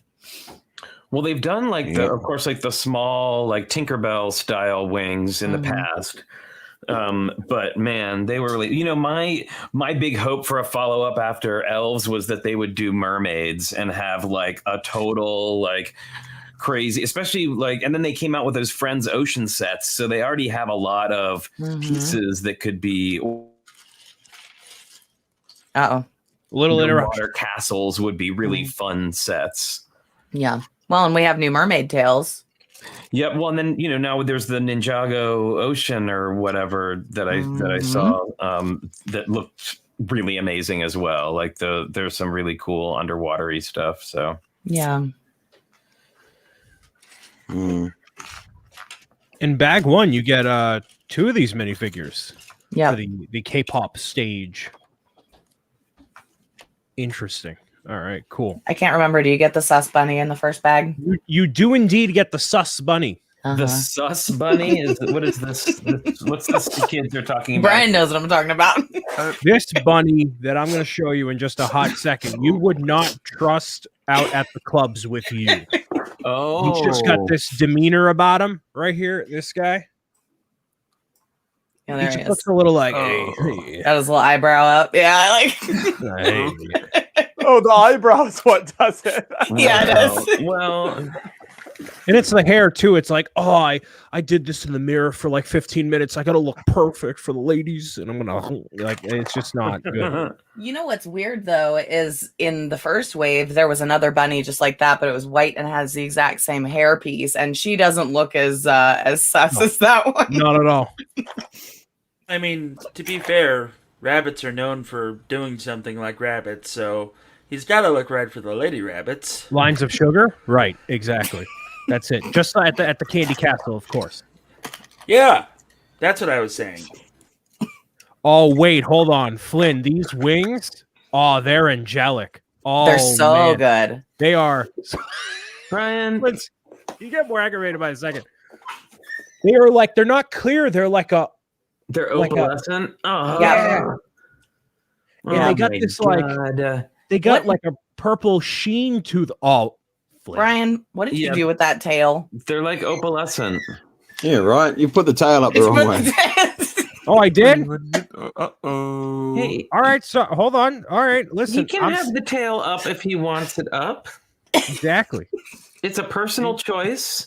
There we go. All right. Sorry, I don't know what it's like to wear fursuits and where to have the tails at. All right, there we go. It's okay, Brian. Sometimes it's hard to keep it up, and you just gotta do what you gotta do. Sometimes it droops. That is just a beautiful figure. Yeah. It's a really stellar minifigure, for sure. Mm-hmm. And the print job on the pearl gold horn is actually pretty good. It's got good printing overall. Mm-hmm. So there you go. Good stuff. And that's out of bag one. So the K-pop stage is probably one of the more realistic stages I've seen out of the bunch, and it looks like it could actually be like a stage at a show or something. That's so great. Yeah. So I'll let you know how it goes. I actually really enjoyed the build on that one. There's a hard-hitting question from Jake Studs. Can we find out what Josh knows about K-pop, please? You can. It's very, very quick and easy. Absolutely nothing. I've never listened to any K-pop. The only thing I know about K-pop is what seems like a rather toxic online community that seems to pile on people that disagree with them. But that's the only thing I've ever heard about K-pop. Wait, isn't that basically everyone on the internet? I don't think that's exclusive to K-pop. Gosh, that's like Twitter in a nutshell right there. It's crazy. I was gonna say, And there's a reason I'm not on Twitter. You basically just like described most social media. So there you go. That's the only thing I ever hear about it, though, is when they're upset at someone who doesn't like K-pop. Oh, well, now a good thing you're not on Twitter right now, Joshua, because it's not that I don't like it. I've never listened, so I'm neutral on it. I just don't have any opinion on it. So they can't dislike me. Joshua, that's worse. Oh, is that worse? All you avoid a lot of drama about how classic space isn't going to come back and how I have my head in the clouds for liking Mario. Twitter is a very it's like a battleground, pretty much. Yep. I don't need that in my life. There are lots of hot takes. It is like the platform of hot takes. So if you ever want hot takes, of the keyboard warriors. Toxic hot takes, you mean, right? What was that? I said toxic hot takes, you mean, right? There's that. That's why Brian keeps coming back on the stream. I just get my hot takes from him, and then I don't need to go anywhere else. Yeah, because I say my hot takes relatively respectfully. I'm not going to say like, Lego. I'm gonna get rid of all your products if you don't make my Peaches Castle. Like, I'm not gonna do that. I'm just gonna incessantly complain until I get it. That's different. That's different. That's also Twitter. That is right. It's like a polite nagging. It's like a little like a. And then once they make it, then you'll claim that they made it because of you, right? I will absolutely not do that because I know me manifesting it into the universe is obviously a large part will be involved with me. I'm sure that they're going to let me know ahead of time. Brian, you'll be looking forward to knowing we devoted 160 hours of set design to making this Peaches Castle exclusively for you here's the scoop. I know that's what's gonna happen, but it's not just me. It's not about Yeah, you'll get it in a box, and there'll be a little card, and it'll say, "Please shut up now." Right. That's what it'll say, and I'll be like, "You got it, all right." I hope so. I really and truly hope so. If that happened, that would be the last thing. I'll never complain about anything. I'll just wait. What? Okay, I'll build a Peaches castle and send it to you with a card that says "Shut up now." If it means you would never complain about it. No, actually, that's not true. Yeah, it's part of your charm, really. That's what keeps it. We got to have a goal. Long-term goals here. The 5-year plan, right? Everybody has a 5-year plan. Flynn, sure. I will gladly send that letter in your name.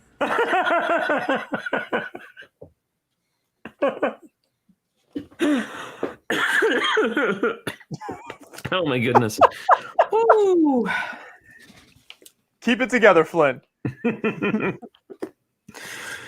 Oh my goodness. All right. Cars. You've got hives going on there. I mean, sorry, April. No, you don't have hives. You're working on a hive shaped. It would be perfect if I did, though. It'd go right with the laryngitis, right? Wait, you just said that April has hives? No, she's building one right now. Good. Nice job saving that one. Okay, yeah, it's my sub. April is building octagonal bee things. So what is that for, April? It's my subscriber wall for streams. Doing a little rebuild on it. Nice. Joshua doesn't know what that is. He's not from Twitch. Oh, that's right. You know I can never keep track of how Twitch works. Yeah. Yeah, so when people decide that they want to send me a few bucks for my content, I put their name up on the wall. Nice. Actually, all of the Twitch streamers in here, except me, have some sort of variant of that idea that they do on their channels. Come on, Brian. It's true. Show the people that you appreciate them. We blame Nick. Nick would have been started. Yes, he was the OG, and the rest of us have adapted something to, Well, I blame April. Represent our channel. Personally. Yeah, and April blamed me, and I blame Nick. So. Well, yeah. So it's a long chain of blame to the subscriber board there. Yeah. And it all ends up at Nick. Hey, if you're gonna catch the blame for something, it might as well be something fun. Yeah, exactly. That sub heart though must be getting pretty big. I was gonna say. Mute. You're on mute. Unmutes. Rip.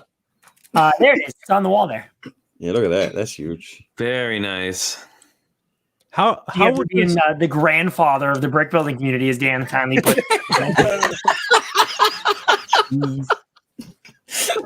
It's one of those weird family dynamics, when you have an uncle that's younger than you, and you're like a grandfather that's younger than everyone else. Oh my gosh, Nick, how does that work for like structural support? Because clearly it's not just on one peg at the bottom. No, yeah, of course it is, Brian. The whole wall's about to collapse, actually. There are 4 locations where there are like fake bricks. There is a like panel in front of a Technic brick, and through that Technic brick there are screws. So there are 4 locations right now where it is screwed onto the board. And there will be a couple more added on the next layer because I think it's getting close to its breaking point. And I would rather play it safe than sorry. So, yep. Side tangent here for this K-pop stage. I like how they have a hinge right here to make it so that the main stage portion in the front is centered with the whole set, even though it's like even with the studs. It's very, very cool. Just a small thing. I'm just going to go and make coffee. I'll be back very shortly. Sure. If you bring some back for everyone else, Dan, thanks. Sure, I'll pour it down my internet cable. I'm sure that'll work. Yep. Brixo brew. Yep. Well, I think I'll pull this up to give us a thing to talk about, because I know for a fact that Dan does not care about the Marvel Infinity Saga sets that have been announced, and I know that because I was on Between the Bricks show on Friday, and nobody else had any input on these Marvel sets. So I was looking forward to talking about these with someone instead of having Matt and April be like, for like I don't 25 know. minutes. I'm Literally sorry. 25 minutes. I'm like, all right. So I want to talk about these with Kirk at least, because I know that these are a thing and that they are very exciting, at least for him and for myself. I thought you were wanting to do it because I was here. I mean, we do have John Walker here, so that's true. Wait, John was asking in the private chat, how many computer monitors do you have in your studio? I think that's toward Nick. Mm-hmm. Yeah, that is 7 total. Oh my goodness. What? 5 on my computer and 2 on a secondary computer. I promise it is for logical reasons. I got most of them for like $50 or less. They're very, like, most of them have been very, very cheap. So I'm building in front of 2 right now. You can only see the backs of them here. But I'm building, like, these are my building monitors. And then the 3 that are lit right now are where I do like my gaming, when I do game streams. And again, most of these have been very, very cheap. And then the 2 that are off on the other side, those are for my old PC. Because when I built the studio, the goal was to be able to have guests over and stuff. So I wanted to be able to have a guest over to hang out, build some Lego together. But then we could also flip over to the other side and play some video games together on 2 separate PCs. And I have a way to capture the feed from one PC on my PC, so you can have, co-streams happen kind of. I actually did that kind of with my parents. I've done that with my significant other. So I don't know, Nick. It's scaring me because it looks like the girl from The Ring is in your like top left picture there. And I'm waiting for her to crawl out of the screen, and it's horrifying. It's good to know that all of our Twitch dub money is going to a ludicrous amount of computer monitors. And a girl from The Ring. Amazon influencer, guys. That's really why. Amazon influencer. Oh boy. Nick is Batman. I'll take that. That works with me. I like how Brian wasn't he just introducing the topic to talk about, and he just walked away? He was like, I want to talk about Marvel, and then He's right there. Turned off when he didn't get the chance. Hey, when you gotta go, you gotta go. You got low. Oh, So let's do talk about the Marvel stuff. Kirk, what's your hot takes on all of them? Go.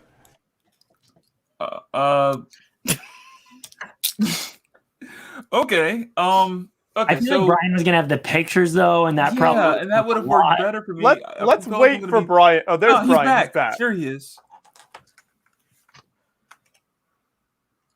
There we go. Share my screen there, John. Let's get these pictures of the Avengers Infinity Saga sets as provided by Brick Set. I know that Kirk and I think Jeff are excited for these. So these have been recently revealed as from shops having them over somewhere in Europe, not over here in the United States, but we have a variety of sets to go through. And it's very exciting, at least for me. These are, for the vast majority of them, based on Avengers Endgame, but have the Infinity Saga branding, because that's what they're calling everything from Spider-Man, Far From Home, and before that time, they call it the Infinity Saga. So that's what we're rolling with here. So first one is the Black Panther Dragon Flyer from Avengers Endgame. His Black Panther Shuri and a Chitauri, all of which have new printing. Set number 76186. This is 17.99 euro, or euro or pounds. Which one is it? That's pounds. Pounds. Pounds. Okay. Forgive my ignorance, but this is probably a $20 set US. Kirk, what do you think? I don't really remember this one that much from the movie. So, I mean, it's cool. I think I mainly just like the figures from it, but the shaping of the build is nice. But I don't think it's one I would want to get. So I'd probably just bricklink the figures. Is Jeff there? Okay. Is he? So the Euro symbol is easier to remember because it looks like an E. Yeah, this is a hard pass for me. The only cool thing about this in my mind is the Black Panther figure when he's all purpled up and getting ready to absorb stuff. The Dragonfly looks like they were just... I don't know. Looks like somebody fell asleep at the wheel when they designed that thing. That's just my opinion, though. So this appears in the background of Avengers Endgame and never really has a solid moment of screen time or a scene, just like with a lot of these Marvel sets in general. So this one is a key example of like, all right, I'm going to build the set, play with it for a little while, but because there's no attachment to it from the movies or otherwise, you're going to chuck the set and just keep the figures. Because the figures are really cool. Really cool, especially Shuri. Very, very cool.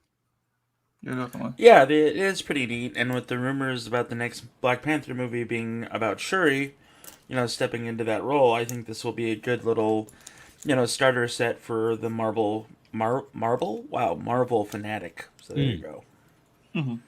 Next one is surprisingly a 4+ set. This is the Captain America and Hydra face-off. Didn't we get that in a polybag when Captain America, the first Avenger, came out and he was on an actual motorcycle and not on whatever that is? Yeah. Yes, we well, I don't remember if it was for the first Avenger, but I do remember the polybag that you're talking about. It had like the sidecar to it. Yeah, this one is from Avengers Age of Ultron because that's a Hydra agent in the top right-hand corner. This printing in this style for Captain America is different from what we've gotten previously for the most part, and also different from the other one that is out, or rather the other one that's available in this same lineup. So, yeah. Oh, yeah. I remember when Captain America rode a motorcycle with a jet flame that looked exactly like that in the movie. I mean, he rode a motorcycle, but this is also 4+. That doesn't help. Yeah. But yeah. I'm the biggest lover of 4+ sets. This is definitely one I'm going to be picking up. Was that sarcasm? That was sarcasm. Yeah, no, I really don't care about it. The figure is the one I probably want to pick up, and maybe the henchman, but that's kind of where it ends for me. Next one is the Iron Man Ironmonger Mayhem. Obviously not from Avengers Endgame. This is based off the first Iron Man movie. So it looks like this line's going to be going through what I had hoped in and kind of said they would do for a couple years now, is if they went back and did the other Marvel movies now that they've all been actually released and established and we know what sets we would want from each of them. Now they can go back and make them accurately. So this being from the first Iron Man, I think this one best exemplifies anything you could want out of the first Iron Man, because you get, him in his standard suit, Pepper Potts, Obadiah Stane. There's not really much else you can do with that first movie. Not really. So other than Mark 1 armor, but we've already gotten that. So this is, I think, cool. Not in proportion whatsoever at all. No. Reminds me of a Hulkbuster, but more thin, or just it's just big. I think it's bigger than the Hulkbuster. It's a lot bigger, right? Yeah. I think the most. Sorry, go ahead.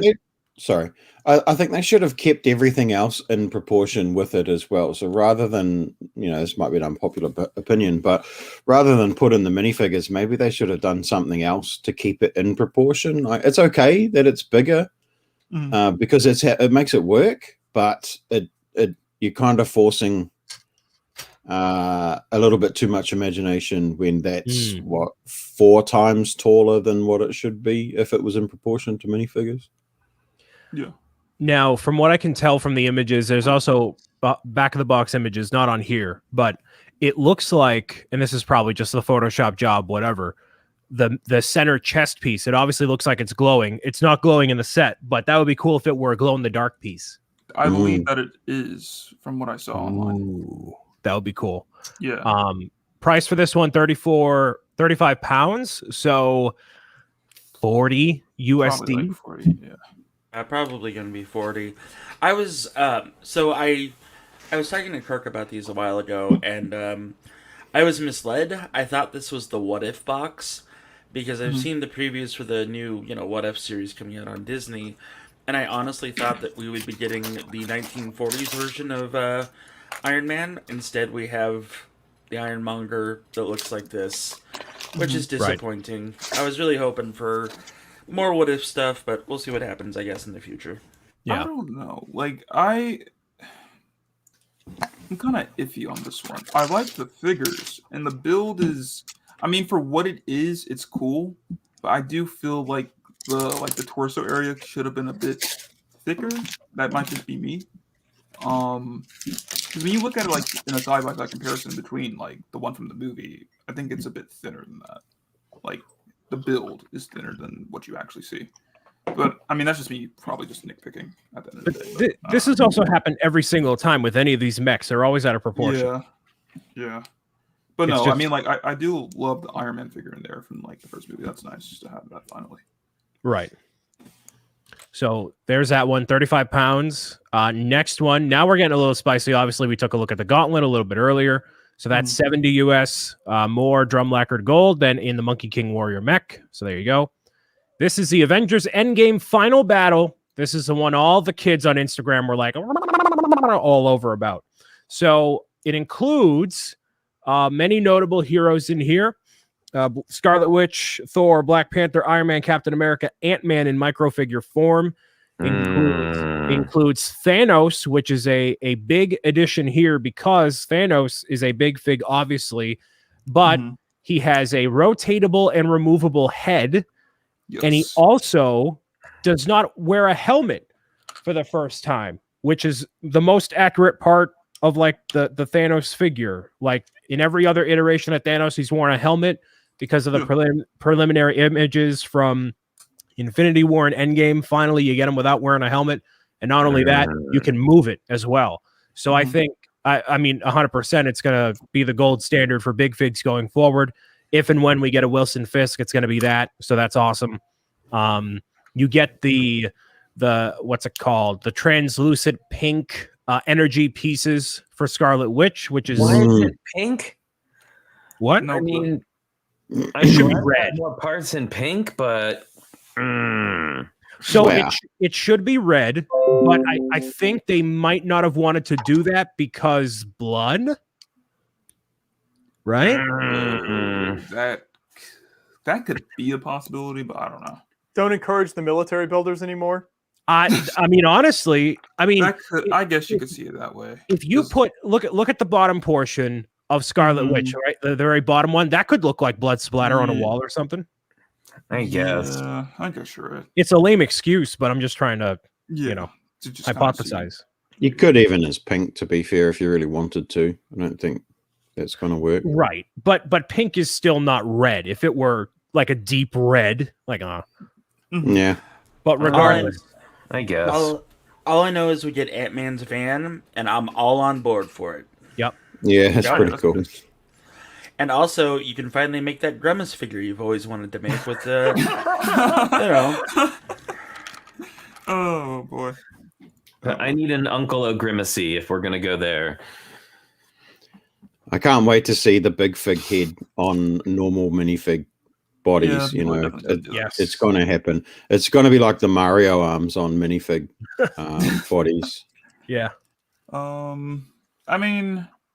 The set looks cool. I do like the van design. I do like the figs. The build for the HQ, I mean, honestly, to me, it just seems like the same thing from the set we got last time. So I'm not really too, like, head over heels for that one. But, I mean, everything else is cool. Yeah. This is the figures, though. This is 80 pounds, so people are speculating 70 USD, which I would be very surprised by, considering anything with a big fig in it bumps the price up by $10. So, maybe $100. I don't know. But this is clearly a remaster of that absolutely horrendous rendition of the Endgame compound we got a couple of years ago, which to this day I still have not built. I just looted the figures from it and tossed the rest of it in a bag because it's so inaccurate and I just care about the figures. I remember building that. I built it on Quarantine Cast because I got it for, what was that? Either my birthday or for Christmas, and I built it, and then like not long after I disassembled it because I did not like the build at all. So this is more accurate, but they're still like, oh, here's a giant like rocket launcher on the left-hand side over here. All right, cool. Like it's not 100%, but you get the van. There's just, now that the movies are out, no spoilers, no confidentiality, you can just do so much more with this entire theme. So that's good. I like the shield. holding? Thor that- is holding. Mjolnir. Wait. It's got an No, axe on it. Stormbreaker. Yeah, that's Stormbreaker. Stormbreaker. Yeah, right. Did you not see I forgot. Endgame? Oh yeah, Oh, that's fair. There's Yeah. also one more that is not included in here, the Benatar, but I will look that up. Just give me a second here. that's the one I'm like probably like most excited about out of all of them, to be honest. Really? Yeah. Yeah, I don't know. I feel like because the one I have is nice, but I think that one looks better, like more detailed in comparison to that one. So that's why I'm like, I like that one more. Okay, I don't know here's everything my else. complaint about this ship, and then I'll go back to being quiet and building, and then I Okay. promise I'll be done. Okay. So the new Benatar that's coming out doesn't have the pod. Remember in the old days when when those two came out, you had to buy the pod separate, then you connect the things and you go from there. Yeah. There's no Drax minifigure still. Like, what happened to him? Is he dead? Does he not exist anymore? What's going on there? If you're gonna release a Guardians of the Galaxy spaceship, shouldn't we get the crew that goes along with it instead of only some of them? And I know that some people will be like, well, in Death in Infinity War, they didn't have... No, they did. They had the entire crew except Rocket and Groot, who went off with Thor to make a hammer. So, like, I understand if those I think two what weren't they're there. doing, Jeff, and I could be wrong on this, but I think they're doing it based on the end of Endgame when it had like everyone else except Gamora, like in them all in the ship. I'm not sure why Drax is missing. That's not making sense at all. But I think that we're more so going for like Endgame than Infinity War. So they Drax call is this not a minifigure. Just saying. They- You They know, call I this- know. the Guardian ship, not the Benatar, because obviously Pat Benatar, They- they don't call it that. Yeah. 1900 pieces, I think, on this one. This is from the Brick Fan, by the way. He hasn't listed it in this specific article here, but 1900 pieces is what they're saying. Comes with a stand and retails for 150 US, Mhm. which Wow. I'm like, alrighty. But I think it could have been a bit lower, to be honest. I don't for 1900 pieces, sure. All right. You know, I get it, 150, but I want to see what this looks like compared to the old one, because Mhm. this doesn't look that much bigger. Maybe it's just because of the images. It just I don't know. think that like the front piece for like the front of the cockpit seems to be the exact same size of the one in the previous set or the previous version. So I think it's more of like more added detail and like whatever is changed in the back part of the ship more than just like trying to make it bigger. I think it's like pretty much the same scale.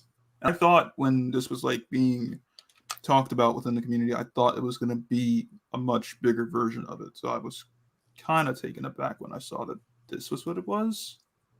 But I don't know. Yeah, 150 might be a tough sell, at least for me. Yeah. I love that they included the Superman hairpiece for Star-Lord. That's perfect. That's great. It is. I'm holding the Benatar, the old one, right now in my hands. If you guys want to take a look at it and then look back at that and yada shmada. Otherwise, I'll just put it back. Take. Mhm. Show the front of it. Hold it up a little bit. I'm trying to judge the cockpit piece. So it has a longer wingspan. It's more broad. Yeah. Can you hold it like face up toward the camera? Like, I'm sorry, like top down view, opposite. Yeah, there we go. Comparing the two, I mean, you can't tell by these images, not really, but Mhm.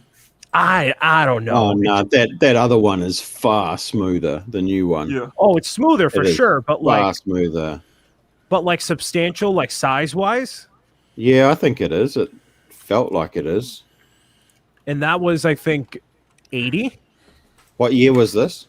I 2018. Yeah. I think it might have It's been not that old. Yeah, I think it might have been like 80 or so. No, that new one tears strips off this one, in my opinion. Yeah. Mhm. Fair enough. And I think that like the seating area for the cockpit and everything is designed much different than Here, real quick, I want to show off this. Yeah, look at that. That's nice.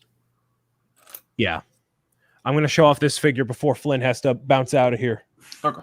Oh, you're killing me, Brian. What are you doing here? There you go. So good. Just an update for you before you got to bounce. Thank you. I appreciate that. I have a real question. Do they genuinely not call it the Benatar because of Pat Benatar? Is that actual? Probably, yeah. That could be, yeah. Because, I mean, that is pretty much what James Gunn said. Like, it's inspired off that name. Same as the Milano, which is a reference to Alyssa Milano. Okay. All right. That makes sense. Interesting. All right, folks. Well, have a great one. It was great to stop by and see everybody. And I will see you all again soon. See you on the raid train. Bye. Bye. Have a good one. So that is everything from the Avengers lineup right now. Mm-hmm.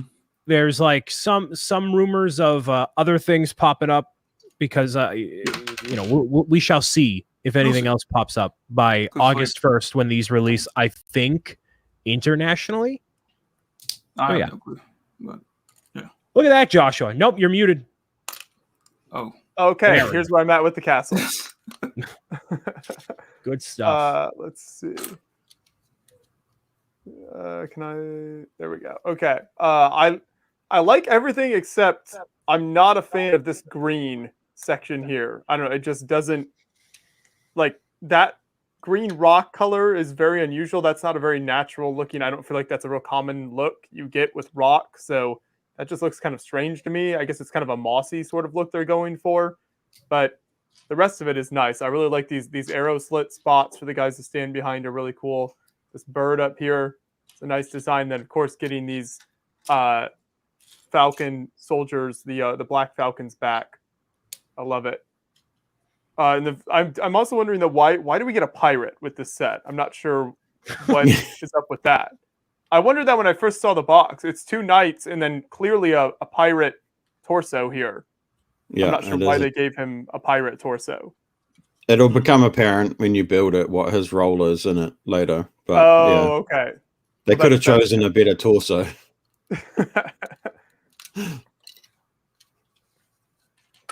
So what bag are you on now, Joshua? I just started number 4. We can okay. Oh, I should what's that? No, I was just going to say Milan Ammon in chat. They are in a quandary between Create a Castle or Spider Queen based from Monkey Kid. Ooh. Can we help make a decision here? Who would go for what? Ooh. Depends what you want. I think if you're a vehicle person, obviously you're going to go with the Spider Mech. I'm looking at it right now. But the castle is just it's cool. I think the Spider Mech's cooler than the castle, if I'm being honest. It's like a castle in the body of a spider. It's sick. Yeah, I'd go with the Monkey Kid set.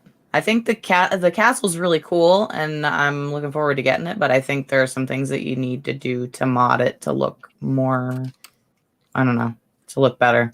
So I was actually follows up with what I was going to ask Josh and Dan, because you guys both built it. For as much as that is a castle, there isn't a lot of like castle on there. It's other stuff, right? What do you think, Dan? I think they certainly pack in, and I don't want to spoil it for Josh because you're still building it, right? But they certainly pack in the detail. Okay, they certainly pack in the detail of the things that you would expect to find in a castle. You know, there's a hint to the blacksmith, there's a hint to the market, there's a hint to the jail. You know, there's a lot of good play feature in there. And the thing you got to remember is that the set is designed for kids. It's not designed as an adult set per se. So I think with the space that they had and obviously the budget that they were going with, I think they did a really good job of it.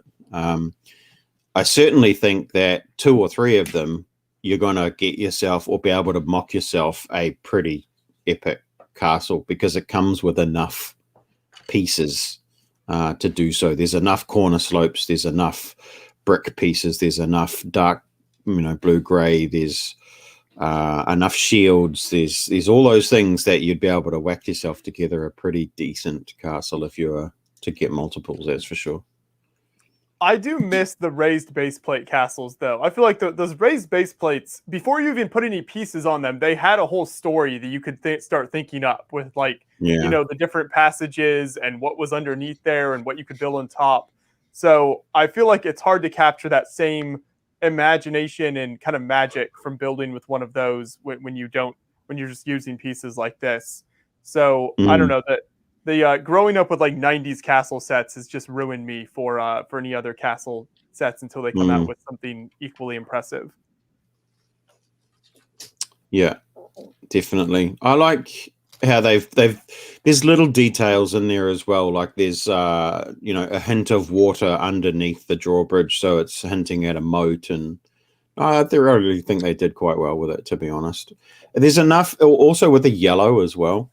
Like the yellow kind of looks a little out of place on it, but it's a definite reference to the 80s castles, because I was looking at the Black Falcon. I think somebody at the show in the weekend that I was at had a castle there, and it had remember those big panel pieces, and they were printed, and it was printed with I'm pretty sure it was a black panel, and it was printed with yellow to basically look like that build. So that was definitely a hint, you know, a nod to that era. So yeah, that's cool, you could switch it out easily enough for white and make it look whitewashed if you really wanted to. But I'm looking forward to seeing the whole thing put together here as well.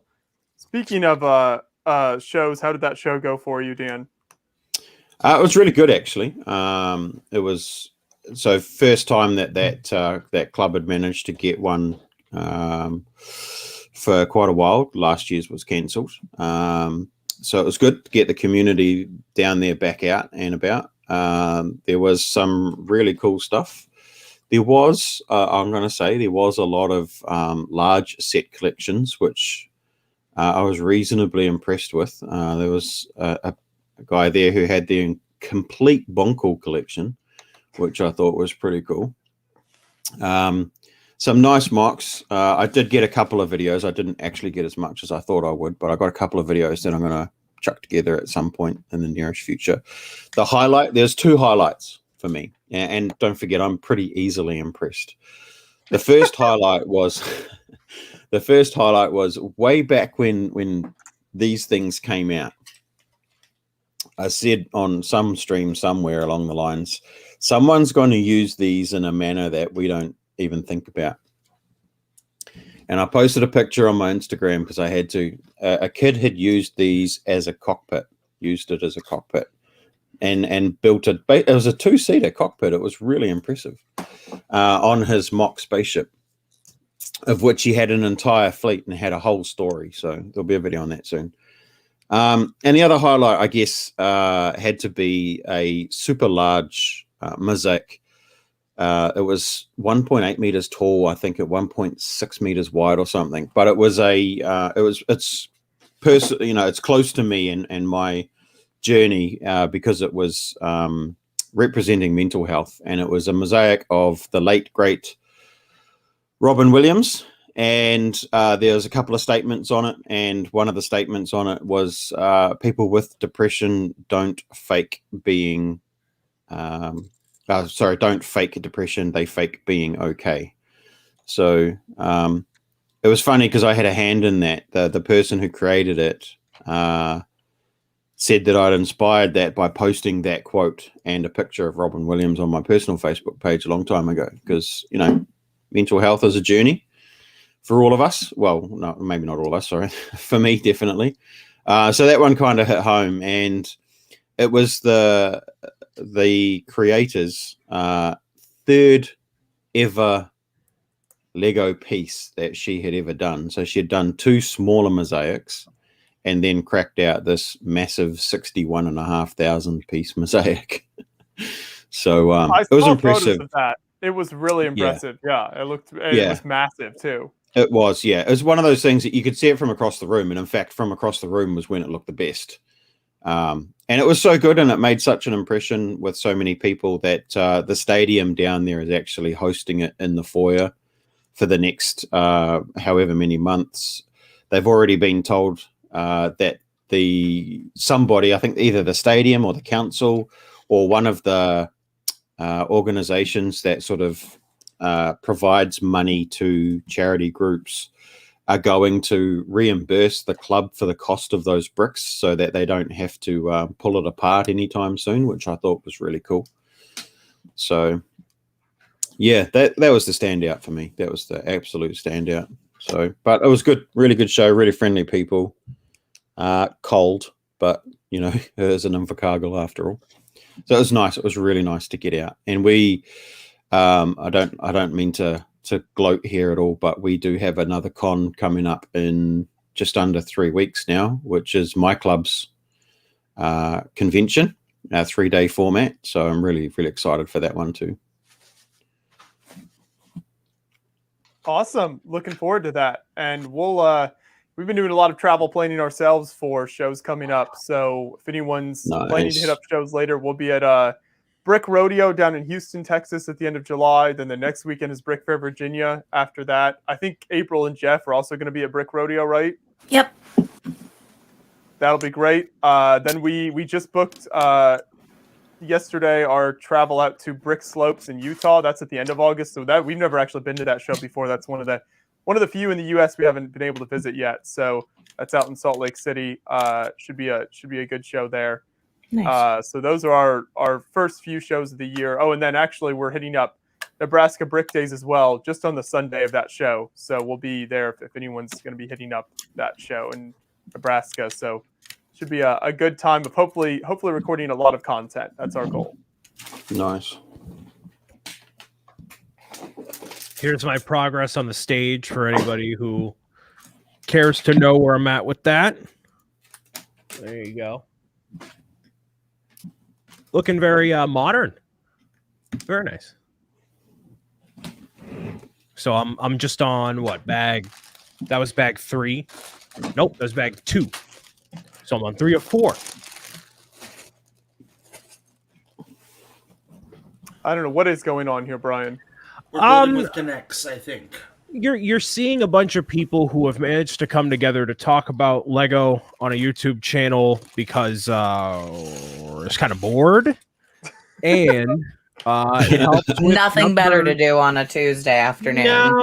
No. We could probably be like, I don't know, making other content, spending time with family, reflecting on our ambitions in life, but instead we're here. Oh. Do you need some help reflecting on your ambitions in life, Brian? I do.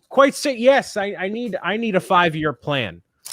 My current 5-year plan is hoping for Peach's Castle on as many Tuesdays as the show will go on for. That's my only 5-year plan. So we've never had a 5-year plan here at Beyond the Brick, if that makes you feel better.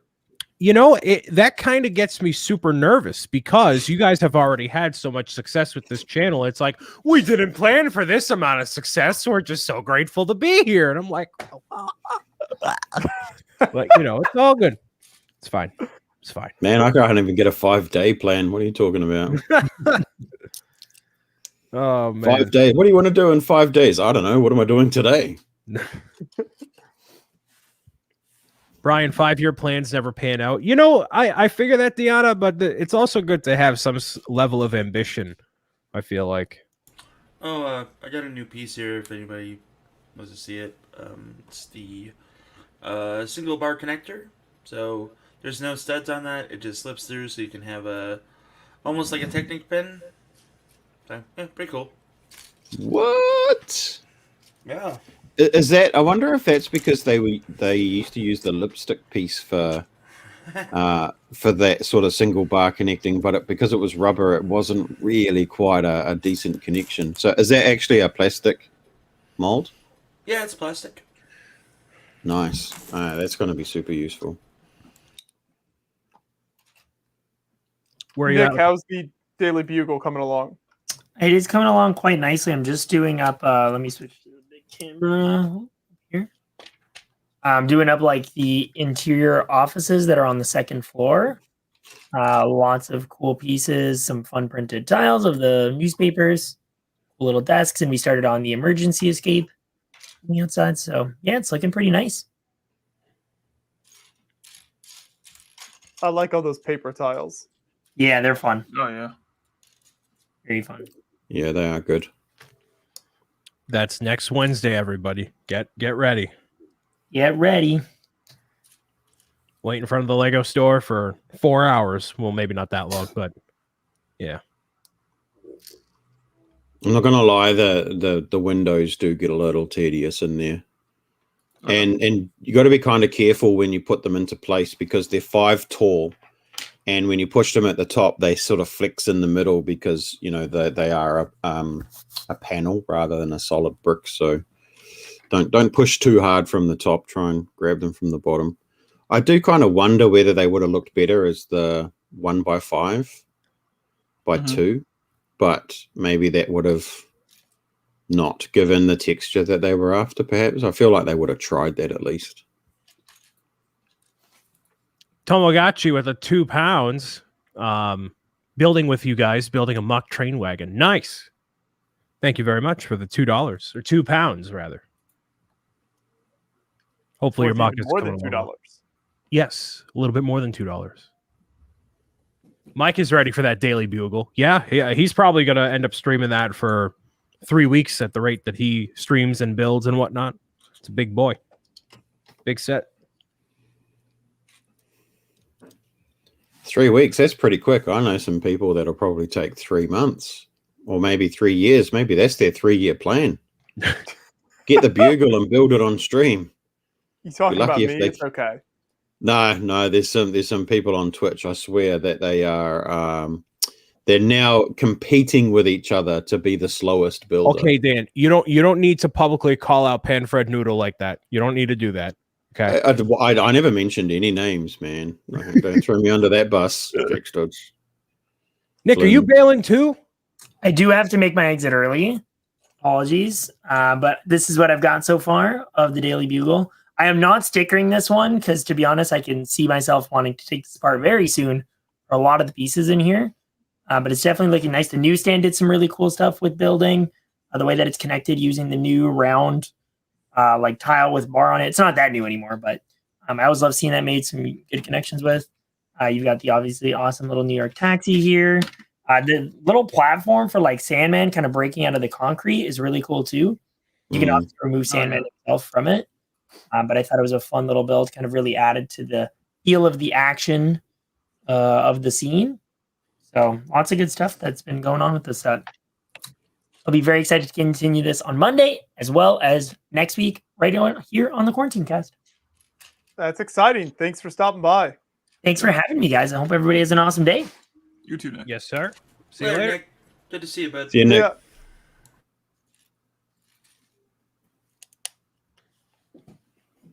Oh, balance has been restored. It has been, yes. This is an enjoyable build. I like it. It's nothing too repetitive or anything like that so far, so it's a fun build. Yeah, I quite liked it. It was a nice little thing. I'm going to build the shuttle today and check that out. The 3-in-1. Okay.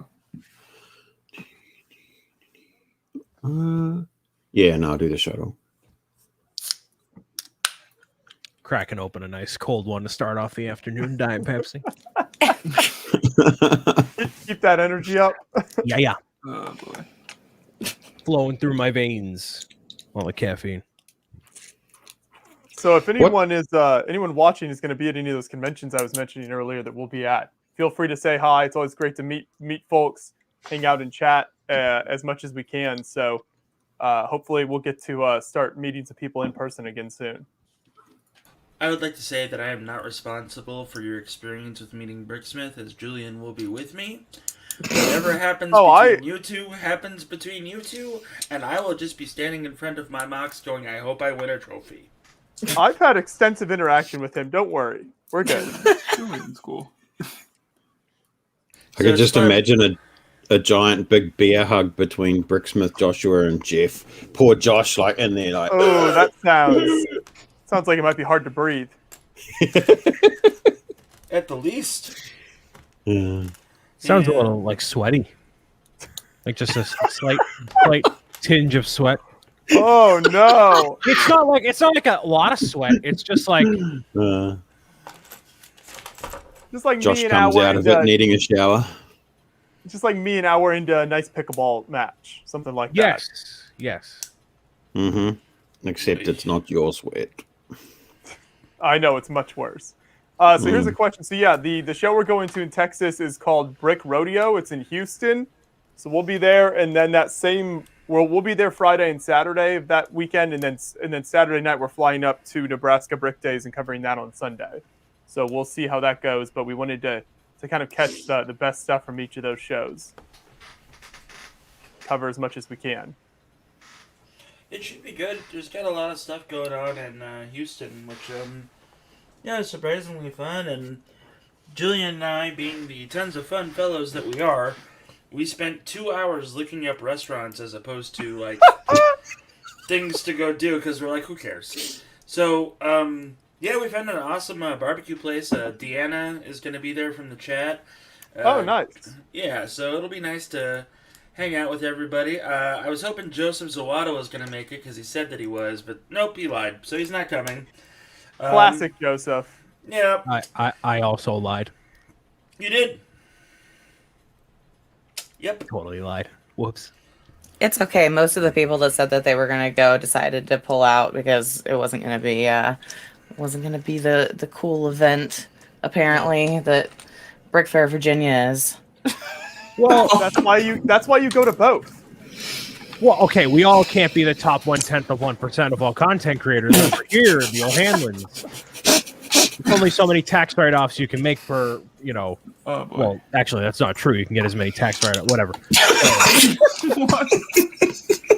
What's the truth? You think I'm not on to the O'Hanlons? It's all for business. All these places they travel to. I mean, it's not a secret. We don't try to hide that. I know, but no, a lot of these kids on these YouTube channels, they don't know the sauce of like. They're probably like, man, how can these guys go to so many places? I don't understand it. It's all a tax write-off, kids.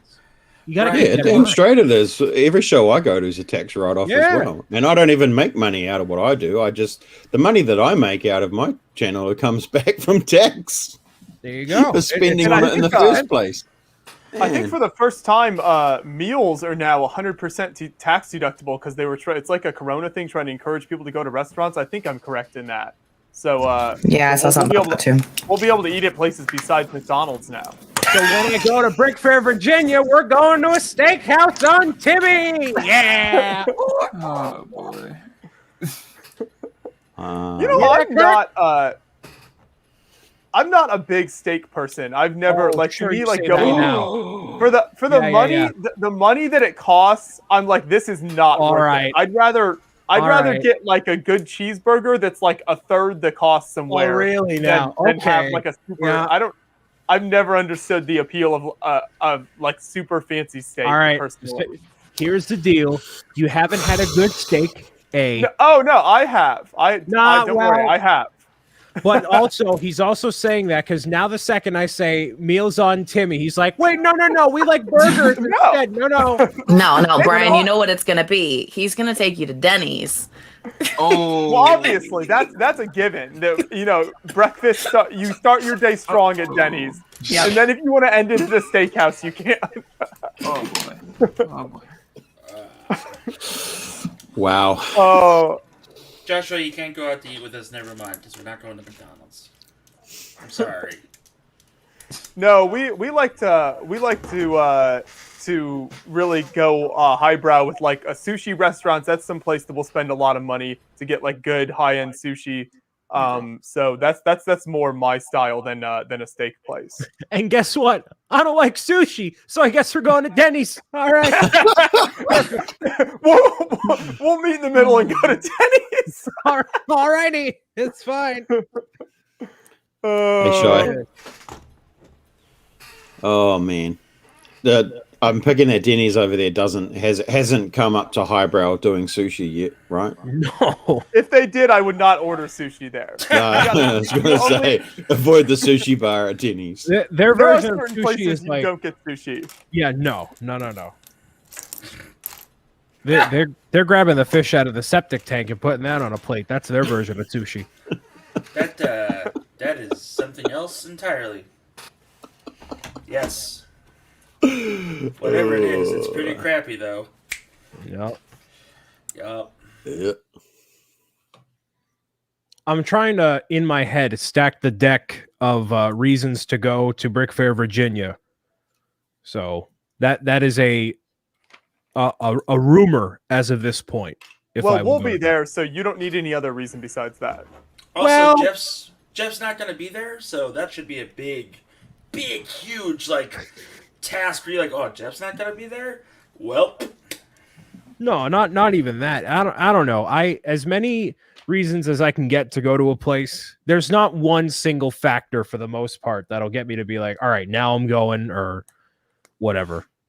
you made Julian cry when you found out that you weren't going. By the way, I know I'm the life of the party, but that's a little. hey, have you ever seen a fat man cry, Brian? Besides yourself? I look in the mirror every night, Jeff. I know full well what it's like to see a fat man cry. No, besides yourself, it's a bad Oh. sight. Now, blubbering Julian's not a good time. I'm just saying. I'm sure Well- he'll recover with you there. Hopefully, we'll have good content for everyone to enjoy from all the shows. You certainly will. I'm gonna have a sit down, blunt interview with the O'Hanlons in a Denny's booth, and that's gonna be the highest piece of content we get out of them. Yes. The most honest, blunt interview that's ever happened. That's the place you would do something like that. Denny's is a good environment for that. Hard-hitting journalism happens at Denny's. And sadness and regret on top of that too. It's great. Might be better at a Waffle House for that kind of Oh interview. no, please no. You gotta learn. You gotta know how to fight. No, I'm just excited the next time I get to head down south again to hit up a Waffle House. I'm not sure when that'll be. Maybe the Texas trip. Well, where do you guys usually go when you're at Brick Fair, Virginia? Do you have a spot that you found around there that you like going to? That barbecue place that's right there is good. Right, That's really in that. good. Yes, so we usually hit that up. The Smoothie King they put in a few years ago was also very good. That's because it's normally very, very hot every year. So smoothies just hit the spot when we're at Brick Fair. And John, he's much more health conscious than I am. He stays active. He keeps these things in mind. So he pushes me to make good life decisions like having smoothies occasionally and not just unhealthy food. So that's one of our go-to joints as well. Besides that, I don't know, just kind of whatever. The Chick-fil-A that's across the parking lot, we always hit that up at least once. There are people that go there literally 2 or 3 times a day. Yes. I was with somebody where they had an entire day's worth of meals specifically at Chick-fil-A, breakfast, lunch, and dinner. I mean, I believe it. You can do it. Their breakfast is good. Yeah. Was this person a maniac, Brian? I wouldn't say that, but Oh, okay. yeah. It's not something yeah. The barbecue place is really good. I found a nice pizza place around there. I'm trying to think of other places. I don't know if there's any other local places we fit up. Apparently all the Bugle people go out for one night to a fancy dinner. You guys weren't invited to that? I've been aware of that in the past, and sadly, we've never been invited. I really don't know why. Got to bridge the gap, Joshua. Nah. Let it exist. Oh man. So the place that we're gonna go eat, Jillian, myself, and Deanna. By the way, I just want to thank Deanna publicly. This is a much larger channel than my own. She donated $200 towards Julian's plane ticket to fly him to Oklahoma so that we can cruise down together. And that's amazing. So thank you very much, Deanna. That's, we were struggling and figuring out how we were going to do this, but everything else is gravy from this point on. So thank you very much for that. And anyway, we're taking her out on a date to this place called Ray's Barbecue. I was looking at it, and it was family owned since da-da-da, blah-bitty-blue-bitty, blah-bitty, and then it showed me their ribs, and I was like, yep, that's where we're going. You mean the history of the restaurant wasn't what convinced you? Nope. Just the picture of their delicious-looking ribs. Well, we'll see if we can make it. That does sound good. Oh, okay. I mean, Note that Jeff mentioned that it was a date, Joshua. So I'm not sure you want to join in on that true. because he had messaged me. He had messaged me earlier, like, "Oh, we're going to this barbecue place," but he didn't mention that fact when he messaged me before. So that's a good point. It's not a real date. It's us treating Deanna to a nice dinner and, like, you know, just thanking her for all that she's done for a lot of us, because, you know, everybody's, I don't want to say reaped the benefits, but they've all had a good experience with Deanna being part of their community or whatever. You know, she has it, she'll donate some, and, you know, she appreciates what we all do. So that's good. Thanks. We've got a suggestion in the chat for a good burger in Houston. Write this place down, Jeff. Okay. Okay. Here we go. I'll have to keep that in mind. Thank you. Agent, we gotta go. Okay. April, you're coming with us too to dinner, right? Of course you are. The look! That look was... as soon as I saw Jeff starting to ask that question, I'm like, let me look at April's face, and I just want to see the wave of just the entirety of emotions that went through. It was like a, what? Huh? Well, just like a huh? Perfect. Regretfully, April B will not be available at that time. Okay. Look, man. I just want to have a good time with, like, all you guys that I've been chatting with online and, like, everything else. It's nothing creepy about it. I just want to have a good time with people. No, yeah, we know. No, I get it. Okay. Yeah, I just wanted to see her reactions. Well, I mean, that's fair. Anytime I ask you about anything, Brian, you share the same reaction, only it's anger for a lot longer, and then acceptance eventually after, like, I don't know, 10 minutes. Okay. I got Dan on that one. Perfect. Oh, boy.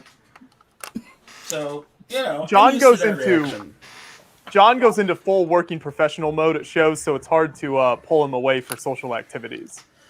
Oh, well, I'm pretty sure Bricksmith's going to be like 3 or 4 cases of Pabst Blue Ribbon in, so get ready for that, folks. And that's before he even steps off the plane.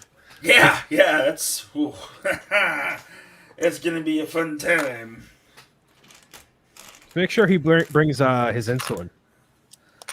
He's actually making sure that he brings all of his medication, so... Good, because at Brick Fair, Philly Brickfest, at one point, he was just sitting there and he's like, yeah, I got to go back to the hotel room. Like, Julian, you good? Like, yeah, I forgot my insulin. I feel like I'm going to die. I'm like, what? You good? He's like, yeah, I'll be fine. Just give me a little bit. Let me walk over. I'm like, all right, Julian. Don't die on us now. He was fine. He ended up being fine. But it was scary in that moment. I'm like, oh, please don't die. Well, yeah. I mean, then you'd be known as Brian, the guy that let Julian die. I don't want that on my consciousness. I'm good. I'm good. You good? All right. Okay. I am all set. At least you would reach the pinnacle of fame that you're always trying to get after with that, right? Yeah. That's true. That would have been it. Always look on the bright side, my friend. Yep. Looking further out to shows, we're hoping to be at Philly Brick Fest, which is at the beginning of October. So I think we're going to try to make it there as well, but that's still a ways out. I had no intentions of going to any show this year, and then all of a sudden it's like, hey, there's 16 happening in 5 months.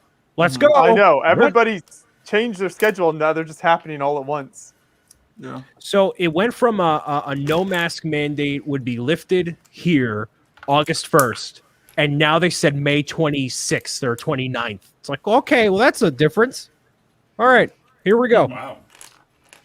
Yeah, they lifted the one in Oklahoma, but I'm like 99% sure nobody in Oklahoma but me and Emily cared, so yeah. I mean, in Massachusetts, I know people especially care a lot, and that's why I was so surprised it was lifted so quickly. So people are really trying to get things going. I guess there's another Brickfest show happening in Massachusetts, from what Sapiens was telling me on Twitch. I don't know when, but I guess I'll go to that if people are going to be there. That's like an hour away. You mean like how people are going to be in Texas? I have no clue what convention I'm going to go to. Are you going to go to any, Kirk? You trying to scheme something? No, I mean, You got to get somewhere. I want to go back to Virginia because I actually enjoyed Virginia like a lot. But then I also like, I know this is probably never going to happen because it didn't happen last year. I really want to go to like a Comic-Con, like have that first experience of that. Like San Diego Comic-Con, we're talking like that would be great. But I've heard fantastic. But I've heard San Diego Comic-Con's just like a catastrophe. Just there's too much going on. Yeah. What? No, it's amazing. If you can go, you should definitely go. Yeah, it blew my mind the first time I was there. Like, I mean, yeah, there's a ton going on, but there's some really incredible things that you can do there that are very unique. And aren't there like Jeff will probably notice more. Like, aren't there like booths for people like sell stuff? Like, if it's like old like toys or anything like that, isn't that okay? Yeah, like, I would like to experience that. Like, be able to have that whole thing, make a video on it for like my other stuff that I do. Now, the activation stuff is incredible. I mean, it depends on the year, but usually there's at least that are like 2 or 3 that are really, really amazing, that are super fun to go through. So, yeah, there's just so much. Like the whole city is taken over, so there's always interesting things, like fun things happening. Yeah, no, that'd be great one day to just. So, I'm just gonna disagree. I'm sorry, Joshua. Oh, you're right on a lot of counts, but like. San Diego Comic-Con is more like San Diego Pop Culture Con at this point. Okay. That's about it, really. There is a lot of stuff going on. There's a lot of people. There's usually a lot of protesters. Yeah. So that's fun. Got to deal with that a couple of times.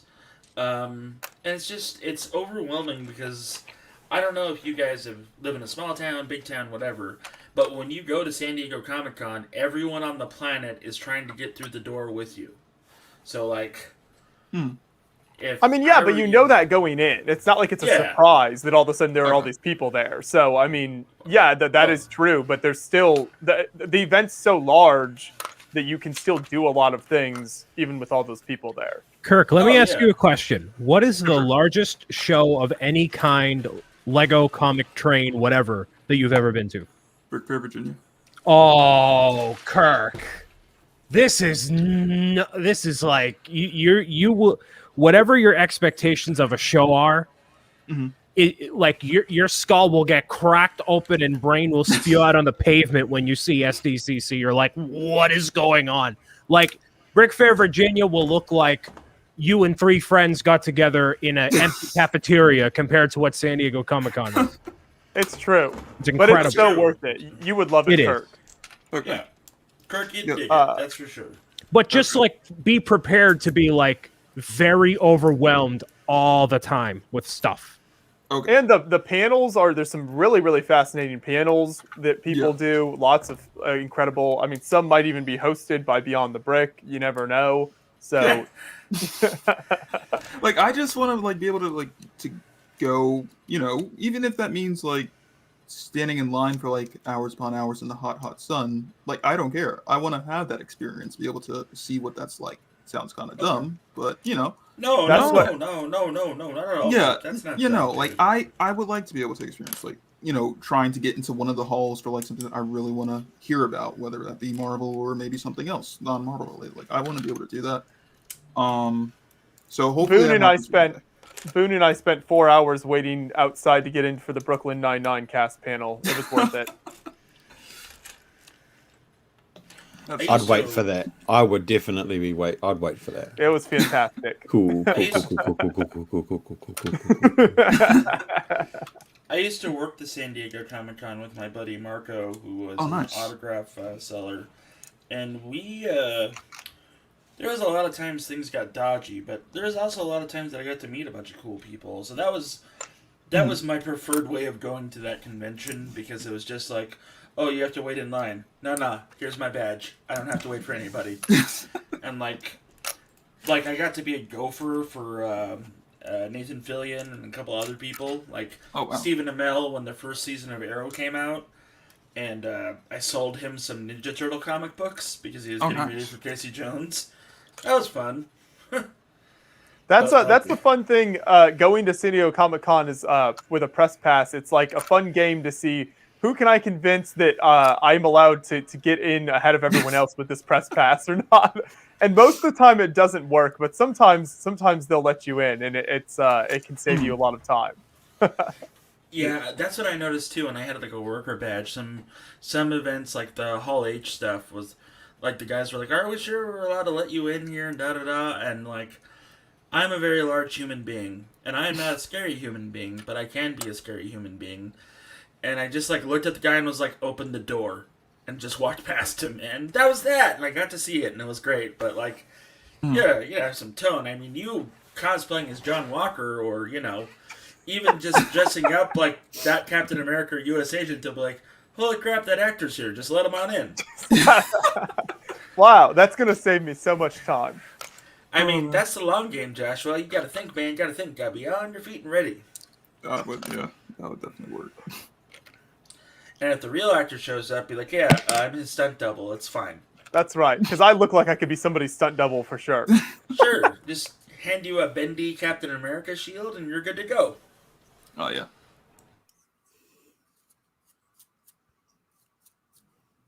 Yeah, Kirk, it'd be great to get you in the show with us sometime if you can make it out. Oh yeah, that'd be great. Wait, I will sit in my air-conditioned office in Boston and wish you the best of luck, Kirk. Yeah, no. Do you want to go, Brian, or do you not have any interest? I want to go for the sake of going. I've been to LA for E3, and it's obviously very different.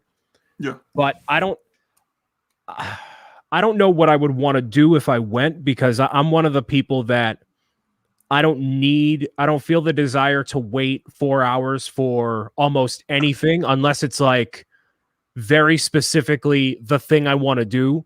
Like, let me think of a show. Like, let's say there isn't a show like Brooklyn Nine-Nine that I would wait 4 hours for. There's not many things that I would wait that long for. So a lot of those things I just wouldn't have a genuine interest in. And then I wouldn't buy a lot of stuff. Probably not. Like, I don't know. What I like about shows like PAX is that it's the environment. It's the ability to like talk to people watch, network, whatever. So I don't know what in terms of scope else there is to do at San Diego Comic-Con that I would genuinely want to do, but I would want to go there to find out. At least There's also once. quite a sizable Lego presence, which actually grows every year. Like, their booth gets bigger, they have more activities, more panels. Oh, right, of course. So there's that whole factor as well. It's also different if like I'm there for a purpose, like if it's for like, being with you guys, or like I'm checking out a specific thing, that's different. Then that's like work, business, whatever. There's a mission there. But if I'm just walking around kind of like, I'm not going to wait 6 hours in line for the Funko line to get a pop. Like, I don't have a desire to do it. And I feel like that's a lot of desire for just casual people to go and see what's up. So yeah. What do you think? Brian. Sorry, go ahead. Should I start on another bag here of this castle set? Where are you at, Brian? Joshua, how are you feeling? I'm feeling pretty good. Then I'm feeling great. Pretty chill. Okay, so I'll keep going then. All right. Kirk, what were you going to say? Was it me or was it? I think Jeff was about to say something. Yeah, so like San Diego Comic-Con, Brian, as far as networking goes, that's the place to be, especially with like the vibe that you give off on your show, the late night talk show and things like that, yada shmada. Like, there's people there in the industry that you can meet and speak with. Right. So, I don't know. I mean, I think it would be worthwhile for you in that vein for you to go, and, hanging out with Joshua and Kirk, I guess, could be fun. I don't know. I don't like these people, Jeff. You know that. Wow. I was so suspicious of that from the moment I met you, but you know what? I gave you wow. Yep. I lost words. if John was here, I think he left a little while back, but there's one of my all-time favorite photos from our Work is Beyond the Brick we took with Brian, with Boone and Mike walking down the street at Comic-Con after the Lego panel that I had hosted there. I would have him screen share that photo if he was here because it's fantastic. Oh, nice. I think I would justify the trip to San Diego just so I could be like a cheerleader in the crowd as you're hosting the panel. Like, I love you, Joshua. Oh my God. just from the audience. Thank you. I would appreciate that. That was Boone's role when he was there. He actually did a very good job of that, and it helped me relax on stage. So I appreciated that. He was a very good audience member. But Boone, he's a professional. He's been on national television. You need the underground, the raw energy. Okay. I need it all. Yes. Yes. Here's the K-pop stage. Ooh. Very colorful. Also, you guys are in the Gaslight District when you go down to San Diego for the con, and there's a lot of good places to eat there, Brian. Oh, yes. Oh, nice. No, that's one of the best parts. The Ghirardelli ice cream store, we go there almost every night when we're at Comic-Con. Mamma mia. I prefer that, I've been to that restaurant called Dick's, or Richard's, but it's called Dick's. Dick's Last Resort? Yeah. Oh, that's probably your favorite restaurant, Jeff. Nah, not really. There's a couple pizza places in Chula Vista that I would prefer to go to and usually do. I grew up in Chula Vista up until I was like 12, so yeah. Which is 5 minutes away from San Diego. For those that don't know, the reason why I said that might be Jeff's favorite restaurant is not because of the name, but because when you sit down at that restaurant, they make an active effort to insult you and degrade you at the dinner table as you sit with everybody else. And I said it would be Jeff's favorite because he would have the banter with the waiter. Oh. Yeah, every time, all the time. Yeah, 100%. Like, the guy looked at me and was like, geez. And I was like, yeah, keep going for your minimum wage, jerk off. Maybe I'll give you a tip. That's what I mean. Oh, this sounds like a place that John and I would not. No, I probably would not go in there. They also give you hats. You remember the hats, Brian? I do. Right? I do. Yeah. Guess what mine was? Is it? It's not family friendly, is it? Please don't, Jeff. Please don't. It's family. Well, it insults my weight and my gluteus maximus. Wow. Why is this the thing, though? Because it's the experience. Kirk, this is what living is. Did you forget? You got to go to the restaurant, get insulted a little bit. Yeah, no. Kirk, there are some messed up people out there in the world. Yeah. See, I think it might be fun. Like, I would go just because I could burn myself better than anybody else could. So but the thing is, April, these people have no emotional attachment to you or to anything else. They're objective, right? Yeah. They just look. Go for it. Kirk, I'm not even kidding. I'm not even kidding. What is the name of this restaurant again? Dick's Last Resort. Yeah. I gotta look this up. This is the one in Vegas is great too, by the way. Like, oh man, I'm out. Don't hold back. Yeah, Kirk would. I think Kirk might end up crying by the end of it. We can't let him do that. Yeah, I don't mean to be a jerk, but yeah, Kirk would probably end up crying. No, here's the thing. If it was like younger Kirk who used to be very sensitive, then yeah, but older, more mature Kirk is kind of the new and upgraded Kirk Wilson. Yeah, just kind of has just toughened his skin. So 11-year-old Kirk is much more mature than 10-year-old Kirk. So. Oh, okay. Oh,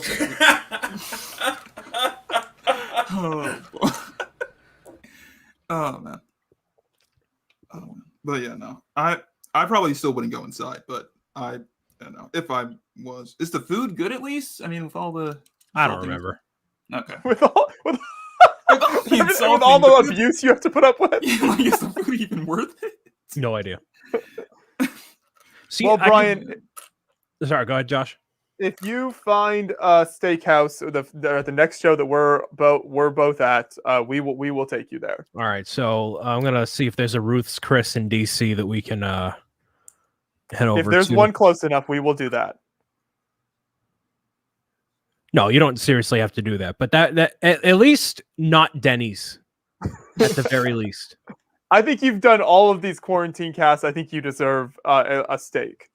We've got to find like a convention, at least, and that might be Brick Fair, Virginia, but at least one convention that the majority of us here at Beyond the Brick are going to, that we can all just like sit down and have a dinner.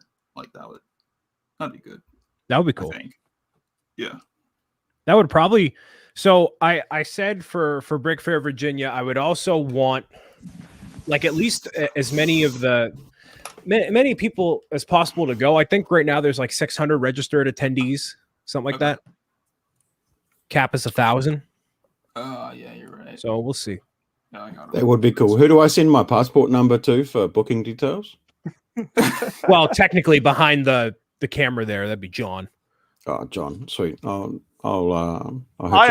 handle all the travel booking for us, so you can. Oh yeah, I forgot. That's your contribution to this. I forgot. Oh, Brian. I thought it was just your stellar interview skills. That's it. Nope, that's just a side hustle. It's mostly my ability to book flights and find cool hotels and sketchy Airbnbs for John to stay at. That really makes him happy. Yep. I also know that one Mr. Hinkle wants me to potentially rid of some of his belongings if I go to Brick Fair, Virginia, so that the deck is becoming more stacked for like reasons to go. So we'll see. And David Hall's going to be there too. Solid Brick Studios. Hey. Oh, great. He hasn't been around in a while, but around here at least. Last time we interviewed David there, it's that video, his crate bit video has been very, very popular on the channel. We need a repeat of that. I don't think he's going to have anything. Well, in that case, it's why bother? It's gonna be interesting. Like if I did go to see like what all is being displayed, because I mean we've been away from conventions for a while, so like. Isn't Jay doing something big for that one? I don't think he goes to Brick Fair. I don't remember seeing him. I think he Jang goes to or Jay? No, Jay. Rich Boy Jay. Rich Boy Jay. Yeah, he goes to the one in Texas. He's down in Texas, so yeah. He usually goes to. He might be at the Brick Rodeo show, hopefully. Yeah. I had a feeling that he was collabing with somebody, but they're doing something. I mean, maybe really he's going big. up to Brick Fair. He could be. I don't know. It's only what I've seen on YouTube. It's not like I know him personally or anything. To answer Milan's question, no, Jang won't be there. He doesn't do conventions. I've tried to convince him. Trust me. Every time we see him, I'm like, man, you got to get out there. But I don't know. Maybe he's put himself out there in front of the camera a lot more recently, so maybe he'll do it. Yeah, but I think that would make it even. I think that would make him even more inclined to not go to cons because he's even more recognizable now than he ever has been. To be honest, I think I've got a better chance of getting him down to New Zealand than you guys do to a con in the States. Because we don't fanboy like, I'm sure he's what got his happens fans in the there. States. Well, yeah, we're fans, but the thing is down here, people are very respectful and will, they'll talk but they'll give him his distance as well. As opposed to Americans. Yeah. No, I know I hate when I see that happen. Like somebody who clearly just wants to like exist among everyone else, and then they're constantly not out of a malicious thing, but just there's always somebody there to ask a question or to do a thing or like a whatever. Like there should be like a meet and greet opportunity. Get it out of your system. Everyone, like here he is. He'll be there at this time, and then all right, now we're good. Now we're done. Yeah, for sure.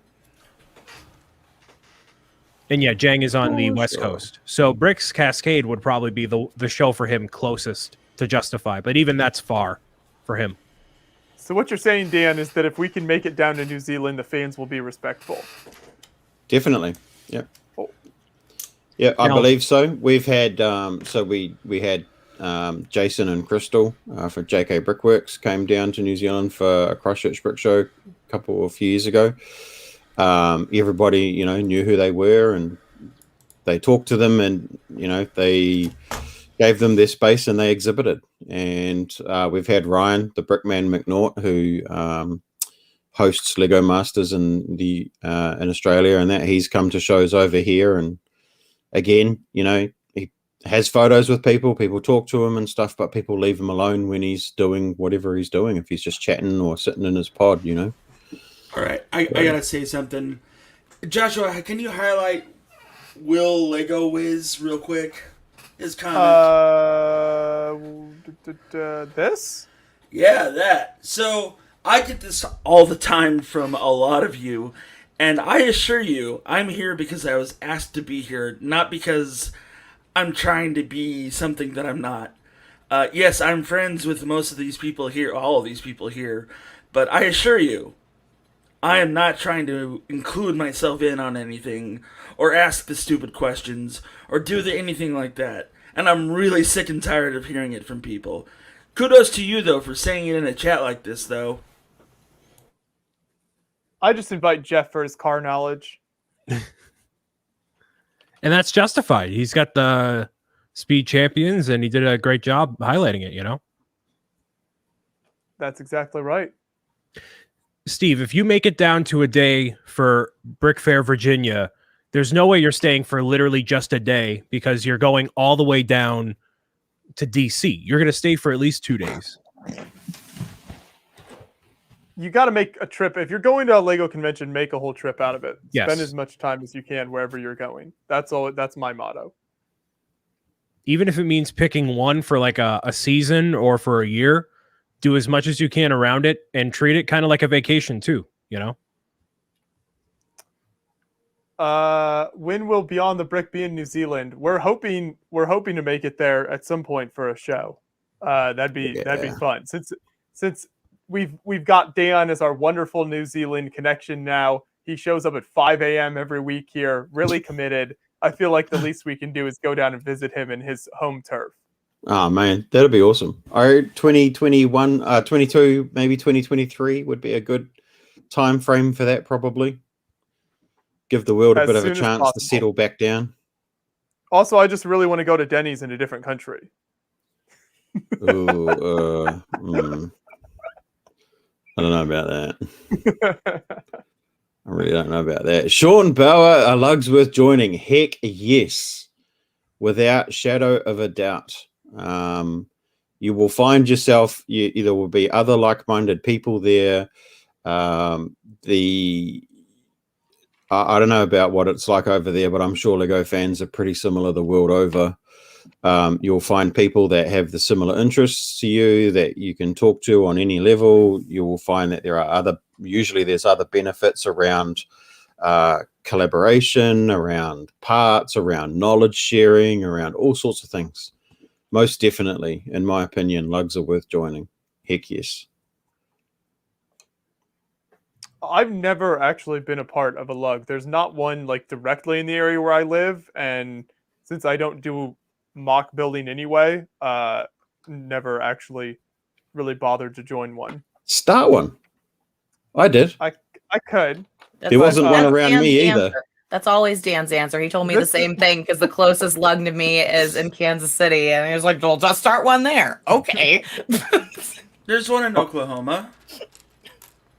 Yeah, look, just start one. You know, not every lug has to be recognized and stuff like that, but it's just a matter of getting a group of local people together. It's just like any other club. It's, if you've got model train clubs, model airplane clubs, model this, that, the other thing. It's the same thing, and you'll be surprised at how even a small group of a dozen people could put together a small show to be done at a local school for a $2 entry or a $5 entry, and give half the money to the school or a charity, or I don't know how it works over there, and you keep the rest to support the group, and grows and it grows and it grows, and then next thing you know, you've got this fantastic group of people all that sharing the same love of Lego. So it's I can't stress enough how important. Well, not how important, but how, if the opportunity is there to be part of a lug, how beneficial it is to you as an individual. And I'm talking about my own experience, and I hope that this experience is mimicked around the world. But I think that's true of a lot of people. And you inspired Isabel to join a lug last week, so that's good. Yes, there's a couple of things that I'd say about it, and I tell this to people, and please don't anyone take offense to this, and don't take anything the wrong way. But when you join a lug or when you join a group, any club, there's always somebody who's got more than you, and you'll say, "Yeah, I got this set," and someone will go, "Oh, I got 5 of them." Just ignore those people. Just stand on the other side of the room and ignore them.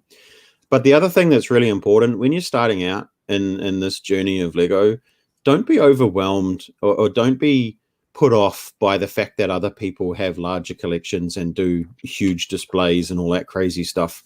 When they first started and joined LUGs and whatnot, they didn't turn up with a massive 6x5 meter display with 200,000 bricks. They probably started off with their first childhood set collection or whatever, so don't be put off by any of that stuff. It takes time. And I'm pretty sure it'd be the same in the US as it is here, but what's more important than what you could potentially bring to a show is being involved and participating in the show, because without participation from the members, from the exhibitors, no matter how big or small their display is, shows don't happen. They can't happen. So, as an organizer of shows, as the developer of a lug, people's participation and their commitment and their time is the most important thing that any group can ask for. So get involved. Some very wise words there, Dan. Why, thank you. Yeah, Dan, I agree with you 110%. I went to my first lug meeting on Saturday after, the quarantine, was lifted and whatever else, the lockdown. And I was kind of dreading it because I didn't really have good experiences before. But I went there this time around and it was a totally different world, a totally different situation. And I had a great time. Definitely. Join a lug if you can, You don't have to hang around with everybody at a lug group too. You find the people that you like and collaborate with and stuff, and just do it. And I still stand by my words. If you're in a city that has no group, jump on Facebook and ask and put a small group together and just start from there. You'll be surprised. There are a lot of Lego fans out there now. But there always has been. But it's much more mainstream. Okay, April, next week you better have started a lug. It's actually really funny because since I've been in the LAN, I've gotten random emails from people here that are like, "Hey, what can you tell me about the local scene?" And I'm like, there's not really one. Sorry, I know about the internet version of it, but around here locally, nope. You're in Kansas, right? Yeah. Okay. That's what I was thinking. Yeah, but the closest lug is up in Kansas City. It's 3 hours away from me, so yeah. So, not really so feasible. you're just out of Wichita, right? Yeah. So way to dox me, Dan. Well, why did you I just think said you were in Texas? You're in Kansas. It's like, close enough. But you could call it witch lug, and you could all dress up like witches. And no, that's you could use witches as like your theme. Oh, no, Dan never claimed to be good at marketing. Okay.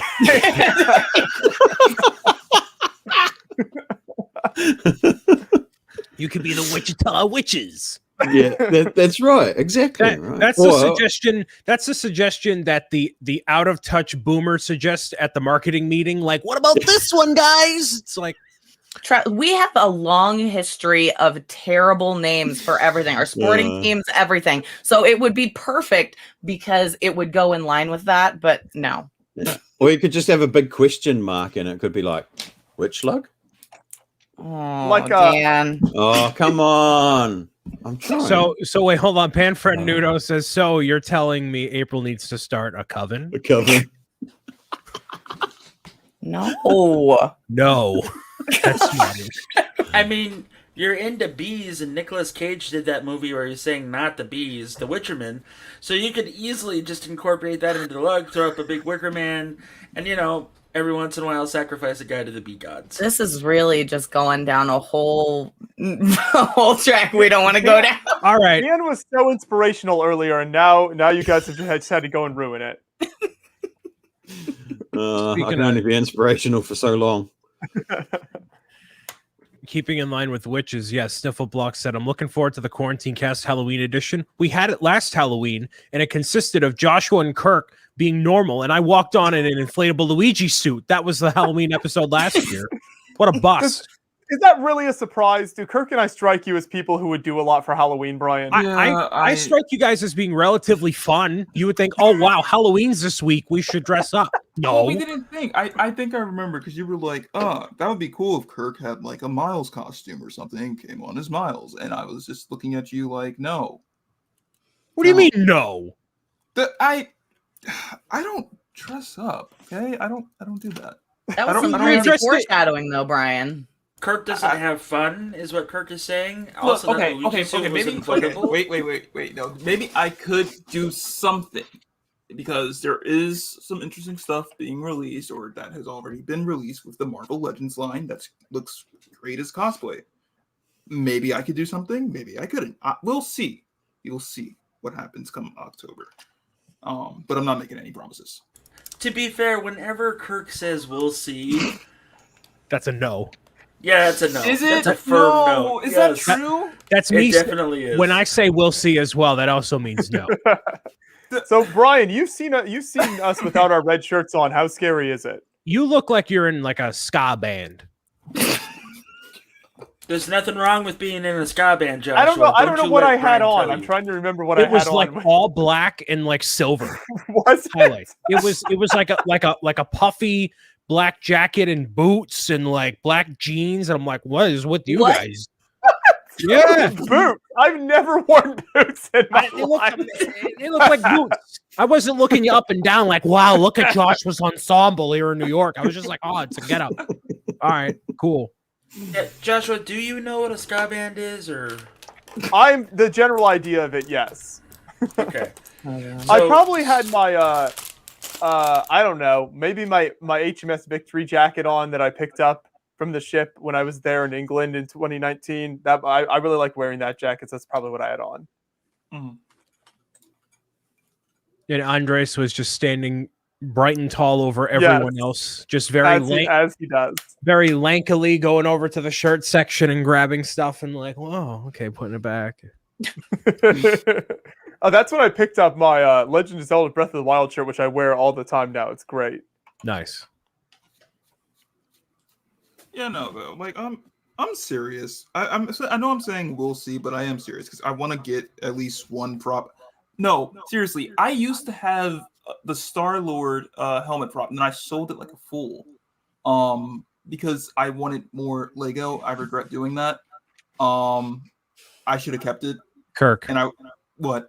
When's the last time you had fun? Wow. Just wow. Okay, last time I had fun.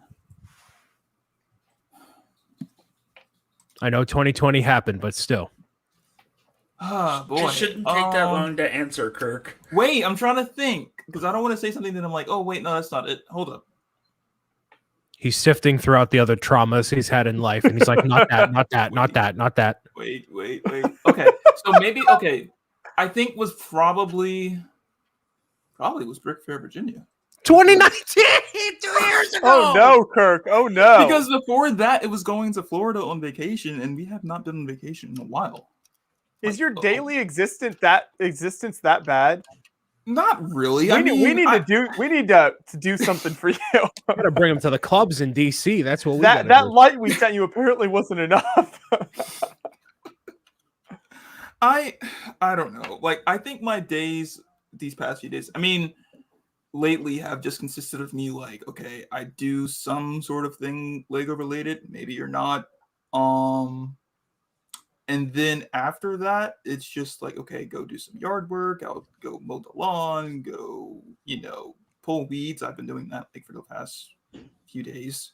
Is mowing the lawn the highlight of your week? No, and I don't ever want it to be honest. Okay. You're not 50 yet. Now I really feel bad that we didn't get that Daily Bugle set to send you, because man, dude, if I had that set right now, and I can't get it on VIP day or even day one, I gotta wait. And so I'm like, I just want to have it. That would just really make my day if I had that set and just be building that. I think that would just be the highlight of the year. But I don't know. I'm planning on like working on some stuff for my second channel, just doing that. Maybe that'll be fun. Hopefully. I mean, what, Jeff? No. I don't know. Well, if we see you at a convention, we will happily take you out to your favorite restaurant after we go to the steak restaurant with Brian. That would be great. You know what I haven't been to a Red Robin in a while. Oh, I like Red Robin. Those are Red good. Robin's rancid. What is wrong? my with Oh, goodness, you shut your Brian. mouth, Brian, right now. How can one person have so many wrong opinions in life? Oh no. Red Robin is No, amazing. he's not wrong. Red Robin is like scraping up Well, and then putting it in your mouth. It's horrible. Get out of here. I mean, well, according to Lego, it should. Okay, wait, no. Correction. Each Tuesday is very fun for me to do this. I have to make that correction. Oh, every Tuesday thank that I you. join it is fun. Yes, no. That is probably one of the highlights out of my week, and I wish that it happened every day, but it doesn't. So, yeah. But no, I've got to get pickleball in at some point, so we can't do this every day. yeah, that is true. Pickleball is definitely a happen. Oh man. Speaking of that, where are you at with your set? I'm almost done. I just put the water wheel on here, so once I do that, then I'm done with this bag. So we'll probably finish it off here. We do not need to acknowledge Mark's super chat of $5 because the clear answer is the Daily Bugle. And that's also kind of a weird question, choosing between the Blacksmith or the Bugle, because Blacksmith is a superior set. Anything Castle is superior to anything comic book related. So no. And B, the price difference, the Blacksmith is double the Bugle. So like you're making a stark decision here, my friend. What? Wait, what? I'm not. Other way around, maybe? Yeah, you said. Bugle I'm twice sorry, the whatever. Blacksmith? It's been a long day. All right, we've been doing this for 3 hours. I was like, So- wait, what? Okay. Speaking of Castle, I'm not a fan of this motif. I feel like Lego has done a bunch. The whole water wheel, blacksmith, anvil thing. I don't know. Yeah. We need something different. I feel like they keep treading the same water here, and it's not working for me any longer. I mean, this is a nice design, but we've gotten this idea a lot of times now. Yeah. I don't know, something different. Yeah, but look what it's made with, though. That's the one thing on that I actually appreciated. You mean Those these, like, those new window pieces. Yeah. In brown. Yeah. They remind me of the rounded gate pieces that you would be used a lot in like the Pirate Imperial sets and stuff like that. Mm-hmm. In the old days. Yeah, those windows are perfect for making a bay window. Can I? Did you make a pun about treading water, Joshua, in the water set? I did, yes.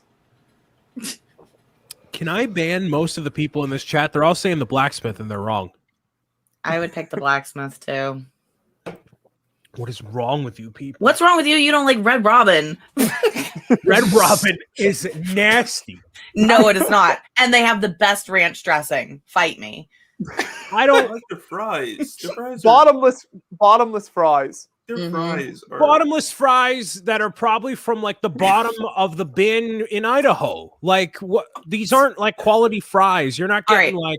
like. Maybe, All right, Brian. maybe, Where do you go for a burger, Brian?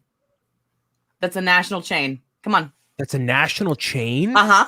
How are you so elitist, Brian? Like what? I'm not even elitist. Like what? I bring up all of these just like down to earth classic Hold American on. restaurant, No. and you're like, no, that's so beneath me. You have Denny's. Waffle Waffle House, House? Denny's, Red Robin, all of these wonderful establishments. Mark says right here, Five Guys. There you go, Five Guys. I mean, Five Guys is great as well. Okay. Good. Not as good though. I like Red Robin But better. it's more fast food. It's not in the same category as Red Robin. Yeah. Brian rocks a Whopper. I haven't had Burger King in like a couple months. I think the last time. Oh boy, last time I had Burger King was Brick Fair, Virginia. Do you not Wow. exist, Kirk? Are you No, alive? here's the thing. I prefer. Here's the thing. I prefer Wendy's over Burger King. We're gonna take you to a nice restaurant when we see you next at a Ruth's show, okay? Chris. Yes. Kirk stepped over the Virginia state line after Brick Fair, Virginia last year, and he froze into a solid block of ice, and he only dethaws every Tuesday, and then he goes back in the block of ice. He doesn't live other than this show. Oh man, no, I prefer Wendy's more. I don't know. I like that. A random question to jump into a Lego stream and ask. What? Off topic. I see. Who do you all think is more iconic, the legendary Whitney Houston or Michael Jackson? I choose Whitney. Well, we're having divisive opinions here. I'd say Michael Jackson. We weren't even talking about music. We were talking about food, and prior to that, it was some sort of Lego thing. Okay, I'm just going to say, you guys would be grossly disappointed when you come to New Zealand, our lack of restaurant chains, fast food chains that you guys all talk. I sit here and listen to you every single week, and I was like, no, don't have that one. No, but there's other local places don't have that one. Good there. Oh, that's a new one. Red Robin. Haven't heard that one before. You don't need to hear that one. You're fine. No. Cracker Jack. No, don't have that. What about Cracker Jack? What is that? I think that was on somebody. That was on somebody else's. Oh, Jack in the Box. Oh, Jack in the Box. That might be. I haven't had that yet. That's a southern. That's like a southern. West don't Coast have that. thing. No, Jack in the Box is sus. Don't they have tacos there? It's kind of had mediocre. It's not great. You know what I had? Five Guys. No. I've had Del Taco. I think that's better than Taco Bell. I have not had Del Taco. Del Taco. No. We used to have a Del Taco here. I don't think we have one anymore. So I don't really Yeah, they're know. West Coast. I had them when I went there. In-N-Out Burger. No. Massively overrated. Overrated. So overrated. Here's the thing. Rich Boy Jay will try to convince you that In-N-Out is just the greatest thing ever. Don't listen to him. Here's the thing. So I went on that cross-country road trip to go to California, and all the time I was in California, we passed several In-N-Outs, did not go in one of them. All my friends were like, you need to go try it while you're here. It's the best thing ever. Yeah. And I was like, no, I'm good. I'm just going to go to the Chick-fil-A and call it a night. What? You need wise decision. Wise decision. Yeah.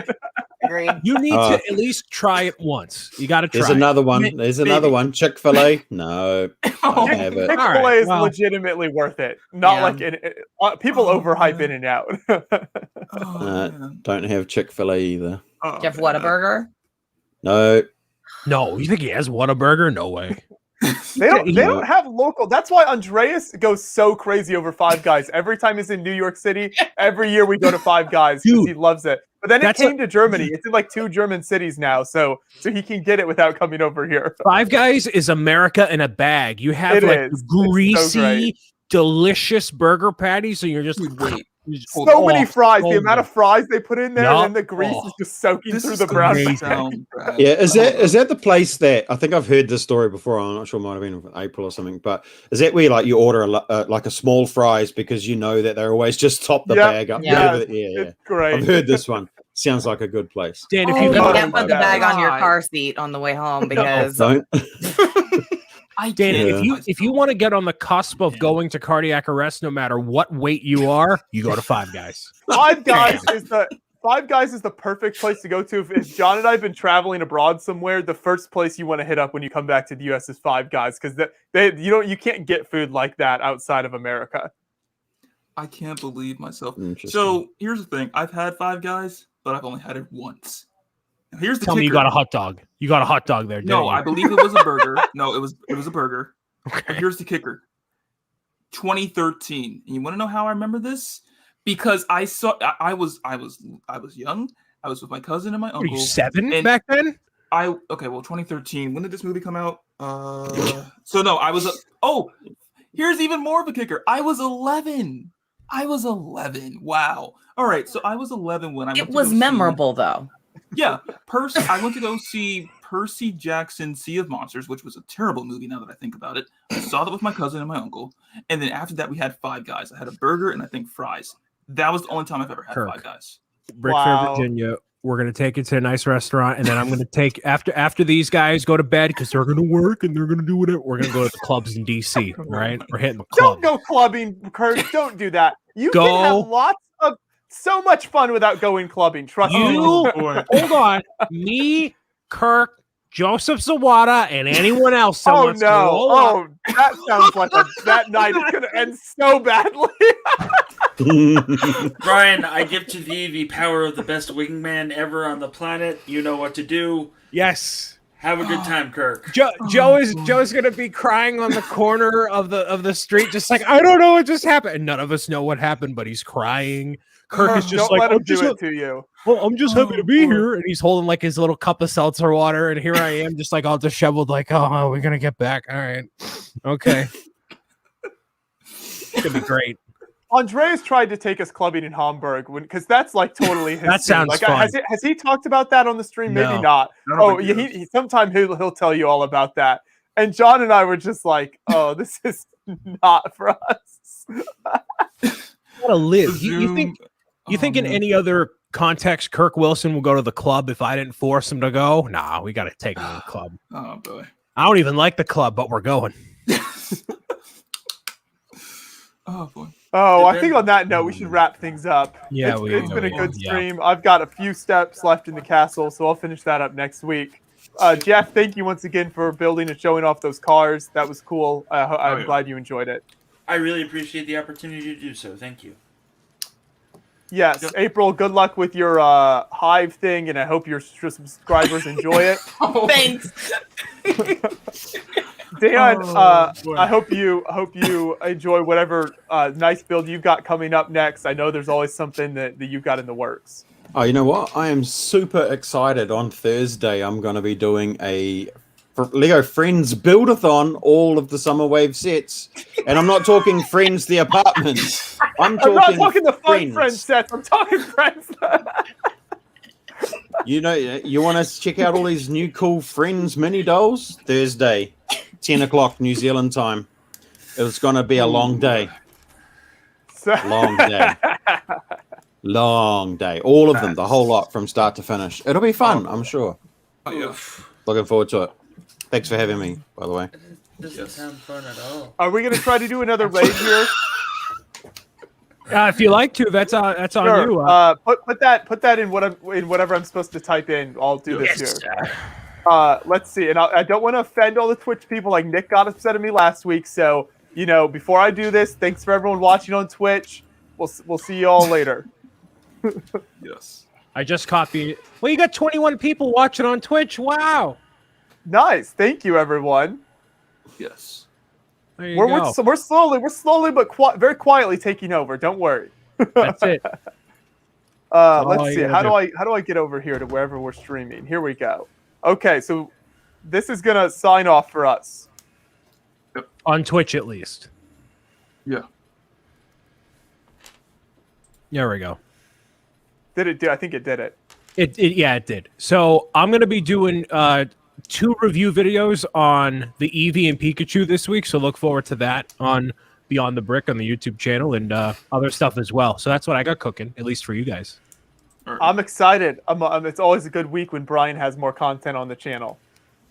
Yes, sir. We got tons of fun this Friday at 8 Central on my channel, where we're going to be talking about movies. Special guest star Joseph Zawada. Oh boy. Oh boy. So, that'll be great. And I think Kirk and I are going to stream some Fortnite one day this week, too, over on his channel. Ooh, that sounds like I would watch that. I should be grateful to Joseph for being the inspiration for the one and only meme I've ever been a part of, so I appreciate that. I'm forever in his debt. Thank you, everyone, for watching. We'll see you soon. Bye.